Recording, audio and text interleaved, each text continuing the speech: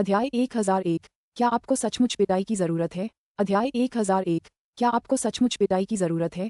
निंगशी और लिंग झिझी ने क्यूट बेबीज पेयर अप की शूटिंग के निर्णय को अंतिम रूप देने के लिए आवश्यक विवरणों पर विचार किया था। घर लौटते ही निंगशी ने सबसे पहले पुरुष वेश धारण किया और फिर जूनकीर नाम से पुकारा। जूनकीर ने चुपचाप उस पर बहुत बड़ा उपकार किया था, इसलिए अब भी उसे दावत देनी थी और अब आखिरकार उसे दावत देने का समय मिल गया था। उसने उस लड़की को खुश करने के लिए खास तौर पर पुरुष वेश धारण किया था। नमस्ते कीर। हेलो जियाओशी। फोन के दूसरी तरफ से आवाज कर्कश और कमजोर लग रही थी। निंगशी ने तुरंत भौहें चढ़ाईं। कीर, तुम्हारी आवाज में क्या गड़बड़ है? क्या तुम बीमार हो? खांसी सब ठीक है, मुझे बस फ्लू और बुखार है। तुम्हें बुखार कैसे हुआ? क्या तुम डॉक्टर के पास गए हो? दवा खा ली? हाँ, और मैंने अपनी दवा भी खा ली है। चिंता मत करो, थोड़ी देर सोने के बाद मैं ठीक हो जाऊंगा। क्या तुमने मुझे किसी काम से बुलाया था? कोई बात नहीं, मैं तुम्हें खाना खिलाना चाहता था, पर हम ऐसा कभी भी कर सकते हैं। तुम्हारा स्वास्थ्य ज्यादा जरूरी है। घर पर आराम करो। ओह ठीक है। जूनकीर के स्वर से ऐसा लग रहा था जैसे उसे ऐसा मौका गंवाने का बहुत अफसोस हो रहा हो। वह निंगशी के व्यस्त होने का इंतजार कर रही थी और आखिरकार उसने उसे खाने पर बुलाया भी था, लेकिन बदकिस्मती से उसे इस समय बीमार पड़ना पड़ा। निंगशी ने जूनकीर की आवाज में निराशा साफ सुनी और हल्के से हंस पड़ी। मैं कल तुमसे मिलने आऊंगी, ठीक है? सच में? जूनकीर का मूड तुरंत हल्का हो गया। क्या तुम्हें गोली नहीं चलानी है? हमारा काम हो गया है, तो मैं इन कुछ दिनों में बिल्कुल खाली रहूंगी। क्या तुम कुछ खाना चाहोगी? मैं तुम्हारे लिए खाना बना सकती हूँ। मैं किसी भी चीज का स्वाद नहीं ले पाता और मुझे किसी भी चीज की भूख नहीं लगती, इसलिए मुझे ये भी नहीं पता कि मैं क्या खाना चाहता हूँ। तो फिर मैं कान से बजाऊंगा। बस अच्छे खाने का इंतजार करो। हम फोन रखने के बाद निंगशी को लगा कि चूंकि वह बदल चुकी है, इसलिए बाहर न जाना बेकार होगा, इसलिए उसने तांग लैंग को ड्रिंक्स के लिए बाहर बुलाया। साथ ही वह उस पार्क के बारे में भी कुछ जानना चाहती थी। शुरुआत में उसे पता चला कि वे चीन लौट रहे हैं, जिससे वह चिंतित थी, लेकिन कई दिनों तक इंतजार करने के बाद भी कोई हलचल नहीं हुई। इससे वह और भी बेचैन हो गई। उसे लगा कि कहीं वह आदमी कोई बड़ा कदम उठाने की योजना तो नहीं बना रहा। दूसरे वरिष्ठ भाई, थोड़ा पीने के लिए बाहर आइए। चलिए, पिछली बार वाले नंबर 8 बार में चलते हैं। मेरी दावत। तुम छोटे बदमाश, तुम अभी भी मुझे धोखा देना चाहते हो। क्या तुम्हें लगता है कि मैं इतना बेवकूफ हूँ कि इस बार फिर तुम्हारे जाल में फंस जाऊंगा? अगर तुम मुझे मार भी दो तो भी मैं नहीं जाऊंगा, भले ही वह सुंदर लड़कियों से भरा हो। मैं नहीं जाऊंगा। लाइन के दूसरे छोर से तांग लैंग गुस्से से दहाड़ा। उसकी उत्तेजित आवाज सुनकर निंगशी चौंक गई। इतना भावुक मत हो यार, इस बार मैं बस मासूमियत से तुम्हें ड्रिंक्स और बातचीत के लिए बुला रही हूँ। झूठा? मैं सच में झूठ नहीं बोल रहा हूँ। इसके अलावा पहले बड़े भाई ने पिछली बार तुम्हें पीटा था, तो फिर वह तुम्हें दोबारा क्यों पीटेगा?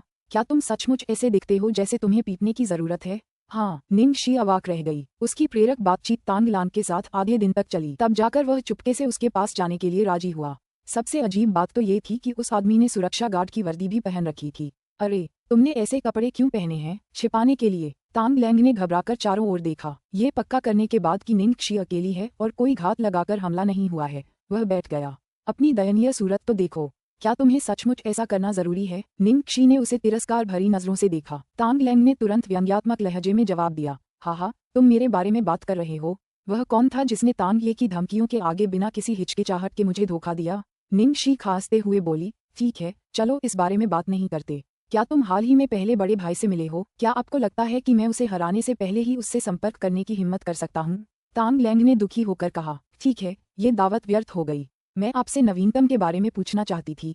निंगशी ने आह भरी। तांग लैंग ने अपने पेय का घूंट लिया और अस्पष्ट स्वर में कहा, ताज़ा खबर है ना? मेरे पास वास्तव में खबर है। अध्याय 1002। ये बहुत रोमांचक होना चाहिए। अध्याय 1002। ये बहुत रोमांचक होना चाहिए। क्या खबर है? निंगशी ने तुरंत पूछा। हालांकि मैं तांग ये के संपर्क में नहीं हूँ, फिर भी मैं तीसरी वरिष्ठ बहन से मिली थी और उन्होंने मुझे कहा था कि मैं तुम्हें याद दिला दूं कि इन दिनों अधिक सावधान रहना है क्योंकि फेंग जिन कोई बड़ी चाल चल सकता है। तांग लैंग ने कहा। निंगशी ने जैसे ही उसकी चेतावनी सुनी, उसके रोंगटे खड़े हो गए। धिक्कार है, जब तीसरी बड़ी बहन ने तुम्हें याद दिलाया था, तो तुमने मुझे पहले क्यों नहीं बताया? अगर मैंने तुमसे कभी नहीं पूछा होता, तो क्या तुम मुझे कभी बताती? इतनी छोटी बात मत करो और बदला लेने की प्यास में ऐसा मत करो। तांग लैंग ने उसकी तरफ आंखें घुमाईं। बदला लो, मेरी गांड। ये फेंग जिन की चाल है। क्या तुम्हें लगता है कि अगर तुम ज्यादा सावधान रहोगी तो ये कामयाब होगा?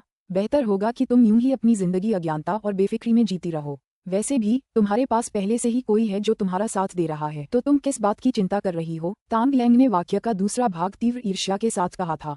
ठीक है। निंगशी ने संकेत दिया कि उसके पास खंडन करने का कोई रास्ता नहीं है, लेकिन वो वाकई उत्सुक थी। जनरल फेंग उससे निपटने की तैयारी कैसे कर रहे थे, शायद ये बहुत रोमांचक होगा। जब उसने निंगक्षी के सुपोषित छोटे से चेहरे को देखा तो तांग लैंग बुदबुदाए बिना नहीं रह सका। मैं बस इतना कह रहा हूँ कि फिल्मों की शूटिंग, काम और पैसे कमाने के अलावा तुम उस बच्चे को डेट भी कर रही हो और उसकी देखभाल भी कर रही हो। तुम्हारे पास इतना सारा काम है, मुझे तो लगता है कि तुम पर किसी का साया है। इससे पहले तुम 1 हफ्ते से ज्यादा समय तक मुसीबतों का सामना किए बिना नहीं रहती थी। टैंग लैंग जिन मुसीबतों का जिक्र कर रही थी वे उसके चरम खेलों के शौक से जुड़ी थीं और वह सचमुच इसकी आदी थी। अगर वह हर कुछ दिनों में इन चीजों में हाथ न डाले तो उसे बहुत बुरा लगता। निंगक्षी ने ये सुनकर अपनी ठुड्डी पकड़ ली। उसकी आंखें कांच की हो गईं और वह विलाप करते हुए बोली, वह मेरी पुरानी जिंदगी थी, कितनी बोरिंग। दिन भर मौज मस्ती करने से मैं सुन्न हो गई थी, इसलिए अब मैं बस अपनी जिंदगी के साथ खेल सकती हूँ। अब क्या होगा, अपने प्यारे और नन्हे बच्चे से मिलने के बाद मेरी जिंदगी हर दिन बहुत दिलचस्प होती जा रही है। बेशक अब मुझे किसी मुसीबत में पड़ने की जरूरत नहीं है। जैसे ही निंगक्षी ने अपनी बात खत्म की, तांग लैंग ने खुद को थप्पड़ मारने का मन किया कि उसने ऐसा क्यों पूछा था। अब निंगक्षी आधी रात के बाद बार में नहीं होगी, थोड़ी देर रुकने के बाद वह जाने के लिए कहेगी। तांग लैंग असंतोष से बुदबुदाया और उसके पीछे बार से बाहर चला गया। निंगक्षी अभी तांग लैंग को विदाई देने ही वाली थी कि तभी भारी धातु के कपड़े पहने युवाओं का एक समूह शोर मचाते हुए सड़क के उस पार से उनकी ओर बढ़ा। युवाओं के नेता ने हरेम पैंट और पैटर्न वाली जैकेट पहनी हुई थी। उसकी बाहों में एक आकर्षक लड़की थी और समूह अपने आप में खुश दिख रहा था। जब निंगक्षी ने उसे देखा तो वह तुरंत भौंचक्की रह गई। जूंग रोंगरुआंग, अरे यार, क्या उस पर कर्फ्यू नहीं लगा था? अभी क्या समय हुआ था? ये बदमाश अभी तक बाहर क्यों खड़ा था? जूंग कीर इतनी बीमार थी, ऐसा इसलिए हुआ होगा क्योंकि उसे इस बदमाश ने प्रताड़ित किया था। उसने देखा कि जूंग रोंगरुआंग ने सड़क किनारे खड़े होकर फोन उठाया था, फिर उसने बेहद नाराजगी से फोन काट दिया। उसने बस अपना फोन बंद कर दिया और अपनी प्रेमिका को गले लगाता रहा। फिर उसने बाकियों से कहा, दोस्तों चलो कहीं और चलते हैं और आगे बढ़ते हैं। जब तक हम नशे में नहीं हो जाते घर नहीं जाएंगे। मेरी तरफ से। वाह, सबने खुशी से कहा। लेकिन गुआंग, तुम पैसे कहाँ से ला रहे हो? क्या तुम्हारा कार्ड घर पर बंद नहीं पड़ा है? मैंने अपनी बहन से झूठ बोला और मुझे इसका बदला मिला। मैंने उससे भी कुछ ले लिया। तुम्हारी बहन तुम्हारे प्रति बहुत अच्छी है। क्या बात है, वह मुझे परेशान करती रहती है। तांग लैंग ने देखा कि निंगक्षी अचानक उस खूबसूरत लड़की को घूरते हुए सोच में डूब गई। वह खुद को रोक नहीं पाया और उसका मुंह ऐंठ गया। पुरानी आदतें जल्दी नहीं जाती, है ना? एक खूबसूरत लड़की को देखकर तुम क्यों रुक गए? क्या वो इतनी खूबसूरत है? निंगक्षी ने अपनी आस्तीनें चढ़ा ली और बोली, मैं सिर्फ देख ही नहीं रही, मैं तो उसे छीनना भी चाहती हूँ। अध्याय 1003, अभी भी उतना ही जंगली। अध्याय 1003, अभी भी उतना ही जंगली। तांग लैंग दंग रह गया। फिर उसने उसे तेजी से युवाओं के समूह की ओर जाते देखा। फिर जूंग रोंगरुआंग की बाहों में जकड़ी लड़की का हाथ मजबूती से पकड़ा और उसे अपनी बाहों में खींच लिया। जूंग रोंगरुआंग को अचानक गुस्सा आ गया जब उसने देखा कि उसकी गोद में बैठी लड़की को बिना किसी तैयारी के खींच लिया जा रहा है। अरे, ये पागल कहाँ से है? क्या कर रहा है? जिस लड़की को निंगक्षी ने बचाया था वह भी गाली देने ही वाली थी कि उसने अपना सिर घुमाया और खुद को रुकते हुए पाया। चांदनी में उसके रक्षक का चेहरा बेहद दुष्ट लग रहा था। उसकी भौहों के बीच एक बेलगाम अहंकार झलक रहा था और उसकी दो ठंडी झपकती आंखें मानो उसकी आत्मा को सोख लेंगी। बहुत सुंदर, एक कैसानोवा। निंगक्षी ने लड़की को गले लगाया और बिना किसी भाव के कहा, मुझे इस लड़की में दिलचस्पी है। उसका स्वर अहंकार से भरा था। लड़की ने निंगक्षी को ऐसे मोहित भाव से देखा जैसे न केवल उसका संघर्ष करने का कोई इरादा नहीं था बल्कि वह तो खुद को उसे सौंप देना चाहती थी। निंगक्षी के घमंडी लहजे और खूबसूरत लड़की के रवैये ने जूंग रोंगरुआंग को तुरंत गुस्सा दिला दिया। धिक्कार है, साले बदमाश, मरना चाहता है क्या? उसके बगल में खड़े लोग भी नाराज थे। ये छोटा सा गुंडा कहाँ से आया? पागल, क्या वह नशे में है? उसे भूल जाओ, उसे पीट दो। भाइयों चलो। 10 मिनट बाद 10 से अधिक युवा फर्श पर गिर पड़े। वे सभी मारे गए सुअरों की तरह कराह रहे थे। ये बहुत अपमानजनक था। इतने सारे लोग थे फिर भी कोई भी उस एक आदमी को हरा नहीं सका। इतना ही नहीं, वे उसे छू भी नहीं सके। ये कितना अपमानजनक था। जूंग रोंगरुआंग की हालत सबसे बुरी थी। उसके चेहरे पर बार बार वार होते रहे। उसके चेहरे का जख्म ठीक होने से पहले वह शायद कम से कम 10 दिन से लेकर आधे महीने तक घर से बाहर नहीं निकल पाएगा। तांग लैंग ये दृश्य देखकर दंग रह गया। वह गलत था, सचमुच गलत। ये सोचना पागलपन होगा कि यह व्यक्ति अब शादी का गुलाम हो गया है। वह अब भी उतनी ही बेकाबू थी। जूंग रोंगरुआंग ने अपना घायल चेहरा ढंक लिया। अरे बदमाश, कहाँ से आए हो? अपना नाम बताओ। मुझे मारने और मेरी औरत चुराने की तुम्हारी हिम्मत कैसे हुई? तुम तो बिल्कुल मर चुके हो। जानते हो मैं कौन हूँ? निंगक्षी रोते हुए जूंग रोंगरुआंग के सामने उकड़ू बैठ गई और ठंडे स्वर में बोली, जूंग रोंगरुआंग, तुम मूर्ख काया, मैं तुम्हें पीटूंगी। मैं इस लड़की को तुमसे छीन लूंगी। असल में जब भी मैं तुम्हें देखूंगी मैं तुम्हें पीटूंगी। जब भी मैं तुम्हें देखता हूँ तो तुम्हें पीटता हूँ। जूंग रोंगरुआंग को यह आवाज जानी पहचानी लगी। फिर भी उसे तुरंत याद नहीं आया कि उसने ये कहाँ से सुना था। इतना ही नहीं, अपनी औरत को छीनकर पीटने की यह हरकत भी अजीब तरह से जानी पहचानी थी। जूंग रोंगरुआंग को मार से चक्कर आ रहा था, इसलिए वह आगे कुछ सोच नहीं पा रहा था। उसने गुस्से से सामने खड़े आदमी को देखा। साले, तू किसे बेवकूफ़ कह रहा है? तू कौन है? क्या ये कोई दुश्मन हो सकता है? लेकिन वह इस व्यक्ति को बिल्कुल नहीं जानता था। ये बदमाश तो बहुत शैतान लग रहा था। अगर ये कोई ऐसा होता जिसे वो जानता होता तो उसे याद ही नहीं रहता। निंगशी खड़ी हुई और उसकी तरफ देखा। तुम्हें बहुत जल्द पता चल जाएगा। अरे हैंडसम, मेरा इंतजार करो। तुम मुझे कैसे भूल गए? जब उस हॉट लड़की ने देखा कि निंगशी जा रही है तो वह जल्दी से उसके पीछे भागी। निंगशी को अचानक उसकी याद आई और उसने लड़की को तांग लान के पास धकेल दिया। एकल कुत्ता, तुम्हें उपहार में। फिर वह चली गई। लड़की इतनी गुस्से में थी कि वह जल्दी से निंगशी के पीछे फिर से दौड़ने लगी। फिर भी जब उसने देखा कि तांग लैंग भी काफी खूबसूरत है तो उसकी आंखें चमक उठीं। हालांकि निंगशी की तुलना उससे करने के बाद भी वह नाखुश थी। उसने तांग लैंग की ओर देखा और पूछा, माफ कीजिए, क्या आपको उस खूबसूरत लड़के का फोन नंबर पता है? क्या आप मुझे दे सकती हैं? तांग लैंग ने उत्तर दिया। 110 अध्याय 1004 कमीने, कैसा है तू? अध्याय 1004 कमीने, कैसा है तू? अगली सुबह निंगशी जल्दी उठ गई और उसने अभी अभी खरीदा हुआ नया पुरुष परिधान पहन लिया। उसने एक बर्तन में सुगंधित समुद्री भोजन का दलिया पकाया और उसे एक थमस में भर लिया। फिर वह एक बीमार लड़की से मिलने जून के घर पहुंच गई। चांगोन रोड पर मकान नंबर 7 पर जब गार्ड ने देखा कि आगंतुक एक युवा, फैशनेबल और अजीब आदमी है तो वे सतर्क हो गए और निंगशी को संदेह के साथ अंदर जाने देने से पहले सत्यापन के लिए जून परिवार को बुलाया। जब वह दरवाजे पर पहुंची तो एक नौकर निंगशी को ऊपर ले गया। जून कीर का कोई दोस्त नहीं था, खासकर विपरीत लिंग का, और वह एक बेहद खूबसूरत युवक भी था। इसलिए सभी नौकर उत्सुक हो गए और उन्होंने निंगशी को कई नजरों से देखा। मिस का कमरा यहीं है। हाउसकीपर उसे जून कीर के दरवाजे तक ले गई। धन्यवाद। क्या ये जियाओ शी है? जल्दी से अंदर आओ। जून कीर के बेडरूम के अंदर से एक उत्साह भरी आवाज सुनाई दी। जैसे ही निंगशी अंदर आए उसने देखा कि जून कीर बहुत व्यस्त था, इसलिए वह खुद को रोक नहीं पाई और पूछा, कीर तुम क्या कर रहे हो? मुझे नहीं पता था कि तुम इतनी सुबह यहाँ आ जाओगी। मुझे मेकअप करने और कपड़े बदलने का भी समय नहीं मिला।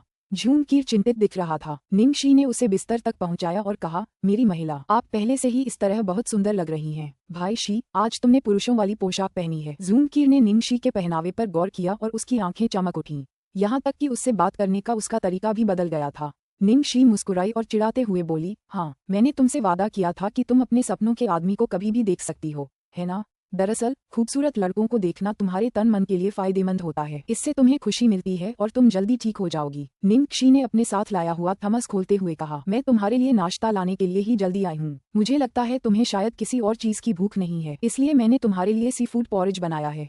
इसे चखकर देखो। शुक्रिया। जून कीर ने सोचा भी नहीं था कि निंगशी इतनी परवाह करेगी। वह तुरंत भावुक हो गई और उसे समझ नहीं आया कि क्या कहे। मुझे धन्यवाद मत कहो, मुझे तुम्हें धन्यवाद देना चाहिए। निंगशी उस तरह की इंसान थी जो मानती थी कि बदला और एहसान दोनों का बदला कई गुना ज्यादा देना चाहिए। जब कोई उसके साथ अच्छा व्यवहार करता था तो उसे बिल्कुल भी अच्छा नहीं लगता था। अगर कोई उसके साथ सचमुच अच्छा व्यवहार करता तो वह उसका बदला चुकाने के लिए पूरी ताकत लगा देती थी। इसलिए दलिया तो बस एक छोटी सी बात थी। क्या ये स्वादिष्ट है? निंगशी ने उसे एक चम्मच दलिया खिलाया। जून की आधा थमस खत्म करने के बाद भी उससे संतुष्ट नहीं हो पाया। ये कितना स्वादिष्ट है। भाई शी, तुमने ये कैसे बनाया? घर का दलिया बेस्वाद होता है, लेकिन तुम्हारा तो बहुत खुशबूदार है। यदि आप सीखना चाहते हैं तो मैं आपको अगली बार सिखा सकता हूँ। क्या बड़े और वरिष्ठ अधिकारी जून घर पर नहीं हैं? दादाजी सैनिटोरियम में हैं। पिताजी पिछले कुछ दिनों से अपनी सेना के साथ गए हुए हैं और माँ साल के ज्यादातर समय बाहर रहती हैं, इसलिए घर पर सिर्फ मैं ही हूँ। अरे रुको, नहीं, मेरा भाई भी यहाँ है। लगता है कल रात उसका फिर किसी से झगड़ा हुआ है। अच्छा हुआ कि पिताजी इन 2 दिनों से घर पर नहीं है, वरना उन्हें पता चल जाता तो। जून कीर अभी भी निंगशी से बात कर ही रहा था कि अचानक दरवाजा बेरहमी से धक्का देकर खोला गया था। दरवाजे के बाहर जूंग रोंगहुआन बेवकूफी से खड़ा था। बहन, तुम। इससे पहले कि वह आगे कुछ कह पाता, जूंग रोंगहुआन का मूर्खतापूर्ण चेहरा और भी बिगड़ गया और वह ऐसा लग रहा था जैसे उसने कोई भूत देख लिया हो। फिर उसका गुस्सा और भड़क उठा और उसने निंगशी को घूरते हुए चिल्लाया, धिक्कार है, कमीने, तुम्हें क्या हुआ? जूंग कीर ने तुरंत भौहें चढ़ाईं। रोंगहुआंग, इतना रूखा मत बनो। बहन, यह आदमी हमारे घर में क्या कर रहा है? तुम दोनों के बीच क्या रिश्ता है? यहाँ क्या हो रहा है? जूंग रोंगहुआंग को लगा जैसे वह पागल हो रहा है, मानो वह किसी बुरे सपने में हो। यह आदमी सुबह सुबह उसके घर क्यों आ गया था? और वह अपनी बहन के बिस्तर पर भी बैठा था। अध्याय 1005। उसने मेरी लड़की छीन ली। अध्याय 1005। उसने मेरी लड़की छीन ली। वह मेरा दोस्त है। क्या हुआ? जूंग कीर उलझन में थी क्योंकि उसे लगा कि जूंग रोंगहुआंग की प्रतिक्रिया अजीब थी। जूंग रोंगहुआंग उसके जवाब से और भी भड़क गया। यार बहन, उसके झांसे में मत आना, वो बहुत बदमाश है। उसने कल रात मुझे पीटा और मेरी लड़की भी छीन ली। मेरा चेहरा देखो, सब उसी की गलती है। तुमने क्या कहा? ऐसा कैसे हो गया? जूंग कीर के चेहरे के भाव बदल गए। जूंग रोंगहुआंग ने दांत पीसते हुए निंगशी को घूरा। उसने शिकायत की। सच है बहन, ये कमीना वाकई मुसीबत मोल लेना चाहता था। इसने न सिर्फ मेरी लड़की छीन ली बल्कि अब तुम पर भी हमला कर रहा है। मैं कल रात अपने साथियों के साथ घूम रहा था, तभी इसने। जूनकीर ने निंगक्षी के हाथ धीरे से पकड़े। भाई क्षी, क्या तुमने सचमुच उनसे लड़ाई की थी? क्या तुम ठीक हो? निंगक्षी ने लड़की के हाथ थपथपाए। कोई बात नहीं, वे मेरा कुछ नहीं बिगाड़ सके। शुक्र है। जूनकीर ने राहत की सांस ली। जून रोंगुआंग सचमुच निराश हो गया। अरे क्या हो रहा है? सुना मैंने अभी क्या कहा? बहन, इस आदमी ने मुझे पीटा और मेरी लड़की छीन ली। चुप रहो, मैं बहरा नहीं हूँ। उसने तुम्हारी भलाई के लिए तुम्हें पीटा है, जूनकीर ने नाराज स्वर में जवाब दिया। जून रोंगुआंग को यकीन नहीं हो रहा था कि ये क्या हो रहा है। बहन, तुम इस कमीने पर मोहित हो गई हो। जून रोंगुआंग ने गुस्से से निंगक्षी को घूरा। साले, तूने मेरी बहन के साथ क्या किया? मैं तुझे माफ नहीं करूंगा। वह निंगक्षी की ओर दौड़ा लेकिन अगले ही पल वह लड़खड़ाकर फर्श पर गिर पड़ा। जून रोंगुआंग ने खुद को संभाला। उसे लग रहा था कि वो जल्द ही पागल हो जाएगा। अभी अभी जिस तरह से वो लड़खड़ाया था, वो इतना जाना पहचाना क्यों लग रहा था? आखिर ये कमीना कौन था? आओ मेरे पास, मेरी बहन से मत उलझो। जून रोंगुआंग अपने दोनों पैरों पर खड़ा हो गया और खुद को संभाला। निंगक्षी ने अपनी बाहें पार करके कहा, आखिरकार तुमने कुछ अच्छा कहा। चलो व्यापार की बात करते हैं। तुम क्या चाहते हो? जून रोंगुआंग ने गुस्से से कहा। धिक्कार है। हालांकि उसकी बहन कभी कभी परेशान करती थी, पर वही उसकी सबसे ज्यादा हिफाजत करती थी। अब इस कमीने ने, जो कहीं से प्रकट हो गया था, उसे अपनी तरफ कर लिया था। तुम चाहते हो कि मैं तुम्हारी बहन से पंगा न लूं? जरूर, बशर्ते तुम मुझे हरा दो। निंगक्षी ने पूछा। आप? जून रोंगुआंग का चेहरा लाल हो गया। कल रात तो उसका गिरोह उसे खरोंच तक नहीं सका। वो अकेला क्या कर सकता था? ये साला उसे शर्मिंदा करने की कोशिश कर रहा था। निंगक्षी ने जून रोंगुआंग का शत्रुतापूर्ण चेहरा देखकर अपनी ठुड्डी को छुआ। लड़ाई शायद तुम्हारे साथ थोड़ी नाइंसाफी हो। चलो इसे बदलते हैं। कैसे? जून रोंगुआंग ने संदेह से पूछा। जो भी तुम चुनो, जब तक तुम मुझे हरा सकते हो, तुम जीतोगे। निंगक्षी ने जवाब दिया। ये कमीना कितना घमंडी है। क्या तुम सच में हो? बिल्कुल, कुछ भी खेल? जून रोंगुआंग ने पुष्टि के लिए पूछा। उसने ध्यान से सोचा और महसूस किया कि मोबाइल गेम खेलने के अलावा उसे और किसी चीज में महारत हासिल नहीं थी। हालांकि होली रियल्म गेम से उसका ग्लोरी ऑफ लाइट अकाउंट हटा दिया गया था, फिर भी इस बार फिर से लॉग इन करना कोई बड़ी बात नहीं होगी। निंगक्षी ने घमंड से मुस्कुराते हुए कहा। बिल्कुल। अध्याय 1006। एक खेल तय करना है। अध्याय 1006। एक खेल तय करना है। क्या तुम्हें यकीन है? क्या तुम खेल भी खेलते हो? क्या तुम पवित्र क्षेत्र के बारे में जानते हो? जून रोंगुआंग ने अपने सामने खड़े आदमी को शक की निगाह से देखा। उसे लगा कि उस आदमी की मुस्कान किसी वजह से थोड़ी डरावनी थी। मेरे पास एक खाता है, निंगक्षी ने उत्तर दिया। ये साला होली रियल्म भी खेलता है? जून रोंगुआंग थोड़ा हैरान हुआ। जून रोंगुआंग ने फिर कुछ और खेल बताए और वो सब जानता था। कुछ विचार विमर्श के बाद उन्होंने फिर भी अंत में पवित्र क्षेत्र को चुना क्योंकि अन्य सभी खेलों की तुलना में वे इसमें सर्वश्रेष्ठ थे। उसने शुरू में किसी और से अकाउंट उधार लेने की योजना बनाई थी, खासकर पिछली बार जो हुआ था उसके बाद। उसने सभी से खेल छोड़ने का वादा किया था, इसलिए अभी अपने मुख्य अकाउंट में वापस लॉग इन करना उसके लिए शर्मनाक होगा। हालांकि अगर इस कमीने के पास कुछ प्रीमियम हथियार होते तो हारने पर यह अपमानजनक होता। उसके ग्लोरी ऑफ लाइट अकाउंट में गेम के सबसे बेहतरीन उपकरणों में से एक था, जिससे वह सूची में 10वें नंबर पर था। उसे यकीन नहीं था कि इस कमीने का अकाउंट उससे बेहतर होगा। अब जरूरी था कि इस लड़के को उसकी बहन से दूर कर दिया जाए। अगर वह उसका जीजा बन गया तो हालात बहुत बिगड़ जाएंगे। जून रोंगुआंग ने तुरंत कहा। तो फिर हम पवित्र क्षेत्र में द्वंद्व युद्ध करेंगे। कैसा रहेगा? जरूर, मुझे इससे कोई परेशानी नहीं है, निंगक्षी ने जवाब दिया। वे दोनों जून रोंगुआंग के कमरे में चले गए और जूनकीर भी उनके पीछे चला गया। जून रोंगुआंग का कमरा एक आम लड़के का गंदा कमरा था। यहाँ 2 कंप्यूटर हैं, दोनों एक ही स्पेसिफिकेशन के हैं। एक चुनो। ठीक है। निंगक्षी ने एक उठाया और वे दोनों बैठ गए। जून रोंगुआंग ने गेम में लॉग इन किया, जबकि निंगक्षी ने धीरे धीरे गेम का होम पेज खोला और अपडेटेड लॉग इन इंटरफेस का आनंद लेने के लिए अपना समय लिया। जून रोंगुआंग के कई मित्र आश्चर्यचकित हो गए जब उन्होंने देखा कि उसने लॉग इन किया है। जून रोंगुआंग ने उनके निजी संदेशों का उत्तर बस इतना दिया, मैं वह नहीं हूँ। अपनी हार के बाद से उसने कभी लॉग इन नहीं किया था, इसलिए उसका इन गेम कैरेक्टर वहीं पर रुका हुआ था जहाँ पियर्सिंग विंड ने उसे मार डाला था।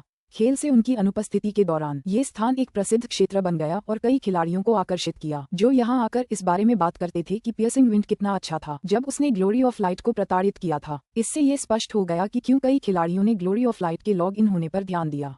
जल्द ही पूरी सार्वजनिक चैट उसके बारे में चर्चा से भर गई। जून रोंगुआंग ने चैट बंद कर दी, फिर निंगक्षी की तरफ आत्मसंतुष्ट भाव से देखा। यह मेरा अकाउंट है, तुम चाहो तो अभी छोड़ सकती हो। उसने अपनी बहन से शेखी भी बघारी। बहन, देखो मेरा चरित्र कितना शानदार है, मेरे सारे उपकरण महान हैं, ये सचमुच बहुत कीमती है। निंगक्षी ने जून रोंगुआंग की स्क्रीन देखी। जैसी कि उम्मीद थी, जून रोंगुआंग अपने ग्लोरी ऑफ लाइट अकाउंट में लॉग इन कर चुका था। जून रोंगुआंग थोड़ा चिढ़ गया। घूरना बंद करो, तुम्हारा अकाउंट कहाँ है? अभी लॉग इन करो, अभी पछताने में बहुत देर हो चुकी है। निंगशी ने माउस पर अपनी उंगली रखी और लॉग इन करने के लिए क्लिक किया। एक अधिसूचना सामने आई और सार्वजनिक चैट में एक लाल नोटिस चमक रहा था। शीर्ष हैश एक रैंकिंग खिलाड़ी पियर्सिंग विंड ने लॉग इन किया है। सभी की स्क्रीन पर एक किरदार का वीडियो चल रहा था। पीठ पर एक बड़ी सी चांदी की दरांती लिए एक आदमी दिखाई दिया। अध्याय 1007। तुम मुझसे कितनी नफरत करते हो। अध्याय 1007।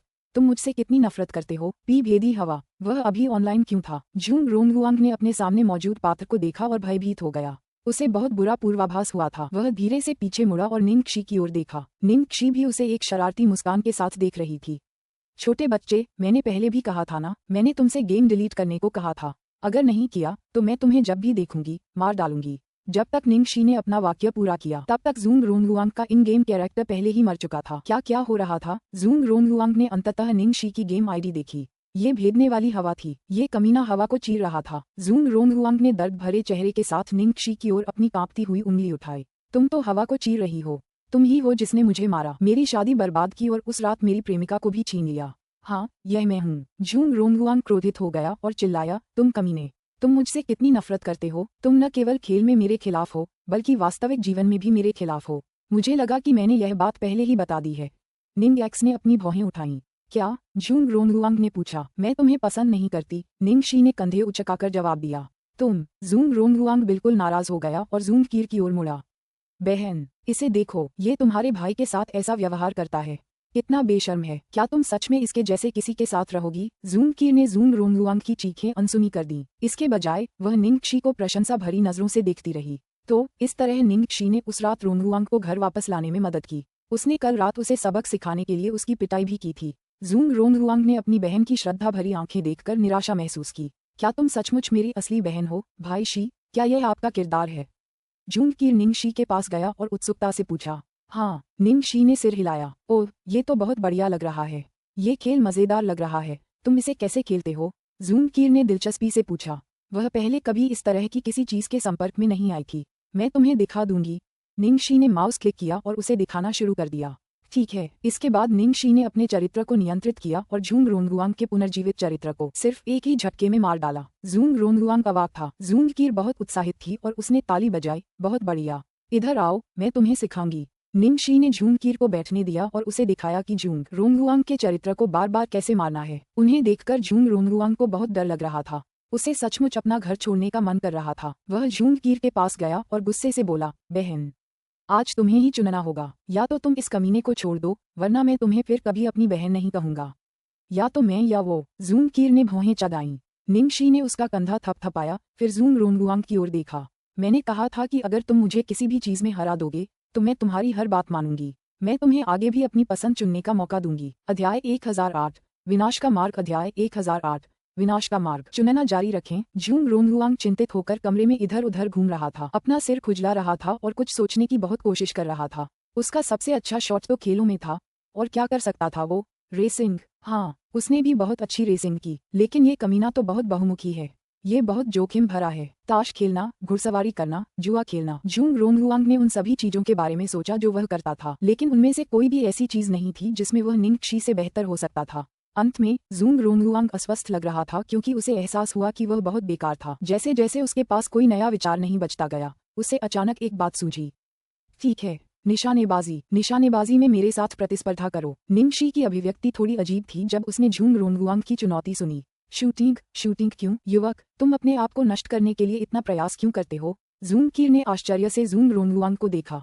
मेरे भाई की निशानेबाजी काफी अच्छी है, लेकिन क्या उन्हें बंदूकों से बहुत नफरत नहीं थी। आज उन्हें बहुत अच्छा। मैं बहुत प्रतिभाशाली हूँ। ठीक है। जूंग रोंगहुआंग को आखिरकार कुछ ऐसा मिल गया था जिससे वह दूसरों पर पूरी तरह से हावी हो सकता था, इसलिए वह बहुत उत्साहित था।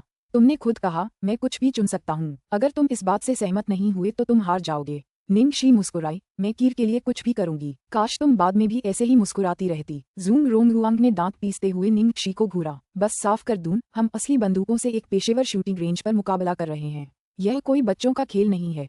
हम मॉडर्न शूटिंग रेंज जा रहे हैं। निंगक्षी ने उत्तर दिया। ठीक है। पूरे चीन में सर्वश्रेष्ठ शूटिंग रेंज के रूप में प्रसिद्ध जूंग लियाओयुआन ने उन्हें पहले भी आमंत्रित किया था, लेकिन वह व्यस्त थी, इसलिए इस बार उनके लिए वहां आना एक अच्छा अवसर था। मैं भी जाऊंगी। जूंग कीर को डर था कि कहीं कुछ बुरा न हो जाए। खासकर उसे डर था कि उसका भाई निंगक्षी के साथ कुछ बुरा न कर दे, इसलिए उसे ध्यान से देखना था। आप अभी भी बीमार हैं और आपको अधिक आराम की आवश्यकता है, निंग शी ने याद दिलाया। कोई बात नहीं, रात भर अच्छी नींद लेने के बाद मैं काफी बेहतर महसूस कर रहा हूँ, लेकिन मुझे घूमने फिरने से भी फायदा होगा। ठीक है, तो कुछ और कपड़े पहन लो। हम जूंग रोंगरुआंग उनके सामने हो रहे प्रेम प्रसंग से चिढ़ गया। उसने खुद से वादा किया कि वह उस कमीने को इतनी बुरी तरह से बेइज्जत करेगा कि वह फिर कभी नजर नहीं आएगा। आधे घंटे बाद वे तीनों उत्तरी शूटिंग रेंज पहुंच गए। जूंग रोंगरुआंग ने फोन किया और छद्म वर्दी पहने एक युवक उन्हें अंदर ले आया। जब वे शांत हो गए तो युवक चला गया। चीफ जूंग का बेटा असल में अपनी मर्जी से शूटिंग रेंज में आया था। वह पहले भी इसके सख्त खिलाफ था, भले ही चीफ ने उसके सिर पर बंदूक तान दी थी। और सिर्फ जूंग रोंगरुआंग ही नहीं था, चीफ की बेटी जूंग कीर भी एक जवान खूबसूरत आदमी के साथ यहाँ थी। क्या अजीब जोड़ी थी। एक वफादार सेवक की तरह उसने तुरंत फोन करके इस अजीब घटना की सूचना मुखिया को दी। अध्याय 1009 पीछे मुड़ने के लिए बहुत देर हो चुकी है। अध्याय 1009 पीछे मुड़ने के लिए बहुत देर हो चुकी है। तुमने क्या कहा? रोंगरुआंग शूटिंग रेंज में है। जूंग लियाओयुआन बहुत हैरान हुआ। हाँ, सुश्री जूंग भी एक सुंदर युवक के साथ यहाँ है, युवा सैनिक ने उत्तर दिया। ध्यान दिया, तुम जाकर उनकी देखभाल करो। जूंग लियाओयुआन को डर था कि उसका बेटा कोई गड़बड़ न कर दे। जी श्रीमान। चीफ जूंग के बच्चों के किसी अन्य व्यक्ति के साथ मौजूद होने की खबर पूरे शूटिंग रेंज में तेजी से फैल गई। अधिकांश शूटिंग के शौकीन, विशेषकर जूंग लियाओयुआन के अधीनस्थ, उन्हें देखने के लिए नंबर 1 शूटिंग रेंज पर गए। जूंग लियाओयुआन भी जल्दी से वहां पहुंच गया और उसके पहुंचते ही भीड़ ने उसके लिए रास्ता खोल दिया। उन्होंने आदरपूर्वक उसका अभिवादन किया। नमस्ते महोदय। उसने 2 जानी पहचानी आकृतियां देखीं। एक रोंगरुआंग था, दूसरा कीर था और उनके साथ एक युवक भी था। क्या बात है, उसे क्यों आना पड़ा? जूंग रोंगरुआंग ने खुद से बुदबुदाया, लेकिन अब वापस लौटने में बहुत देर हो चुकी थी। जो भी हो, उसे पहले इस कमीने को हराना था। जूंग कीर अपने पिता का अभिवादन करने के लिए आगे बढ़ी जब उसने जूंग लियाओयुआन को देखा। पिताजी, आप यहाँ हैं। हम, क्या हुआ? जूंग लियाओयुआन ने जूंग रोंगरुआंग और उस अपरिचित युवक की ओर देखते हुए पूछा। जूंग कीर ने उसे एक तरफ खींचकर समझाया, बात थोड़ी पेचीदा है, लेकिन असल में रोंगरुआंग के बगल वाला आदमी असल में जियाओ शी है। तुम्हें पता है, वो एक सेलिब्रिटी है और वो अक्सर इसी तरह अपना भेष बदल लेती है।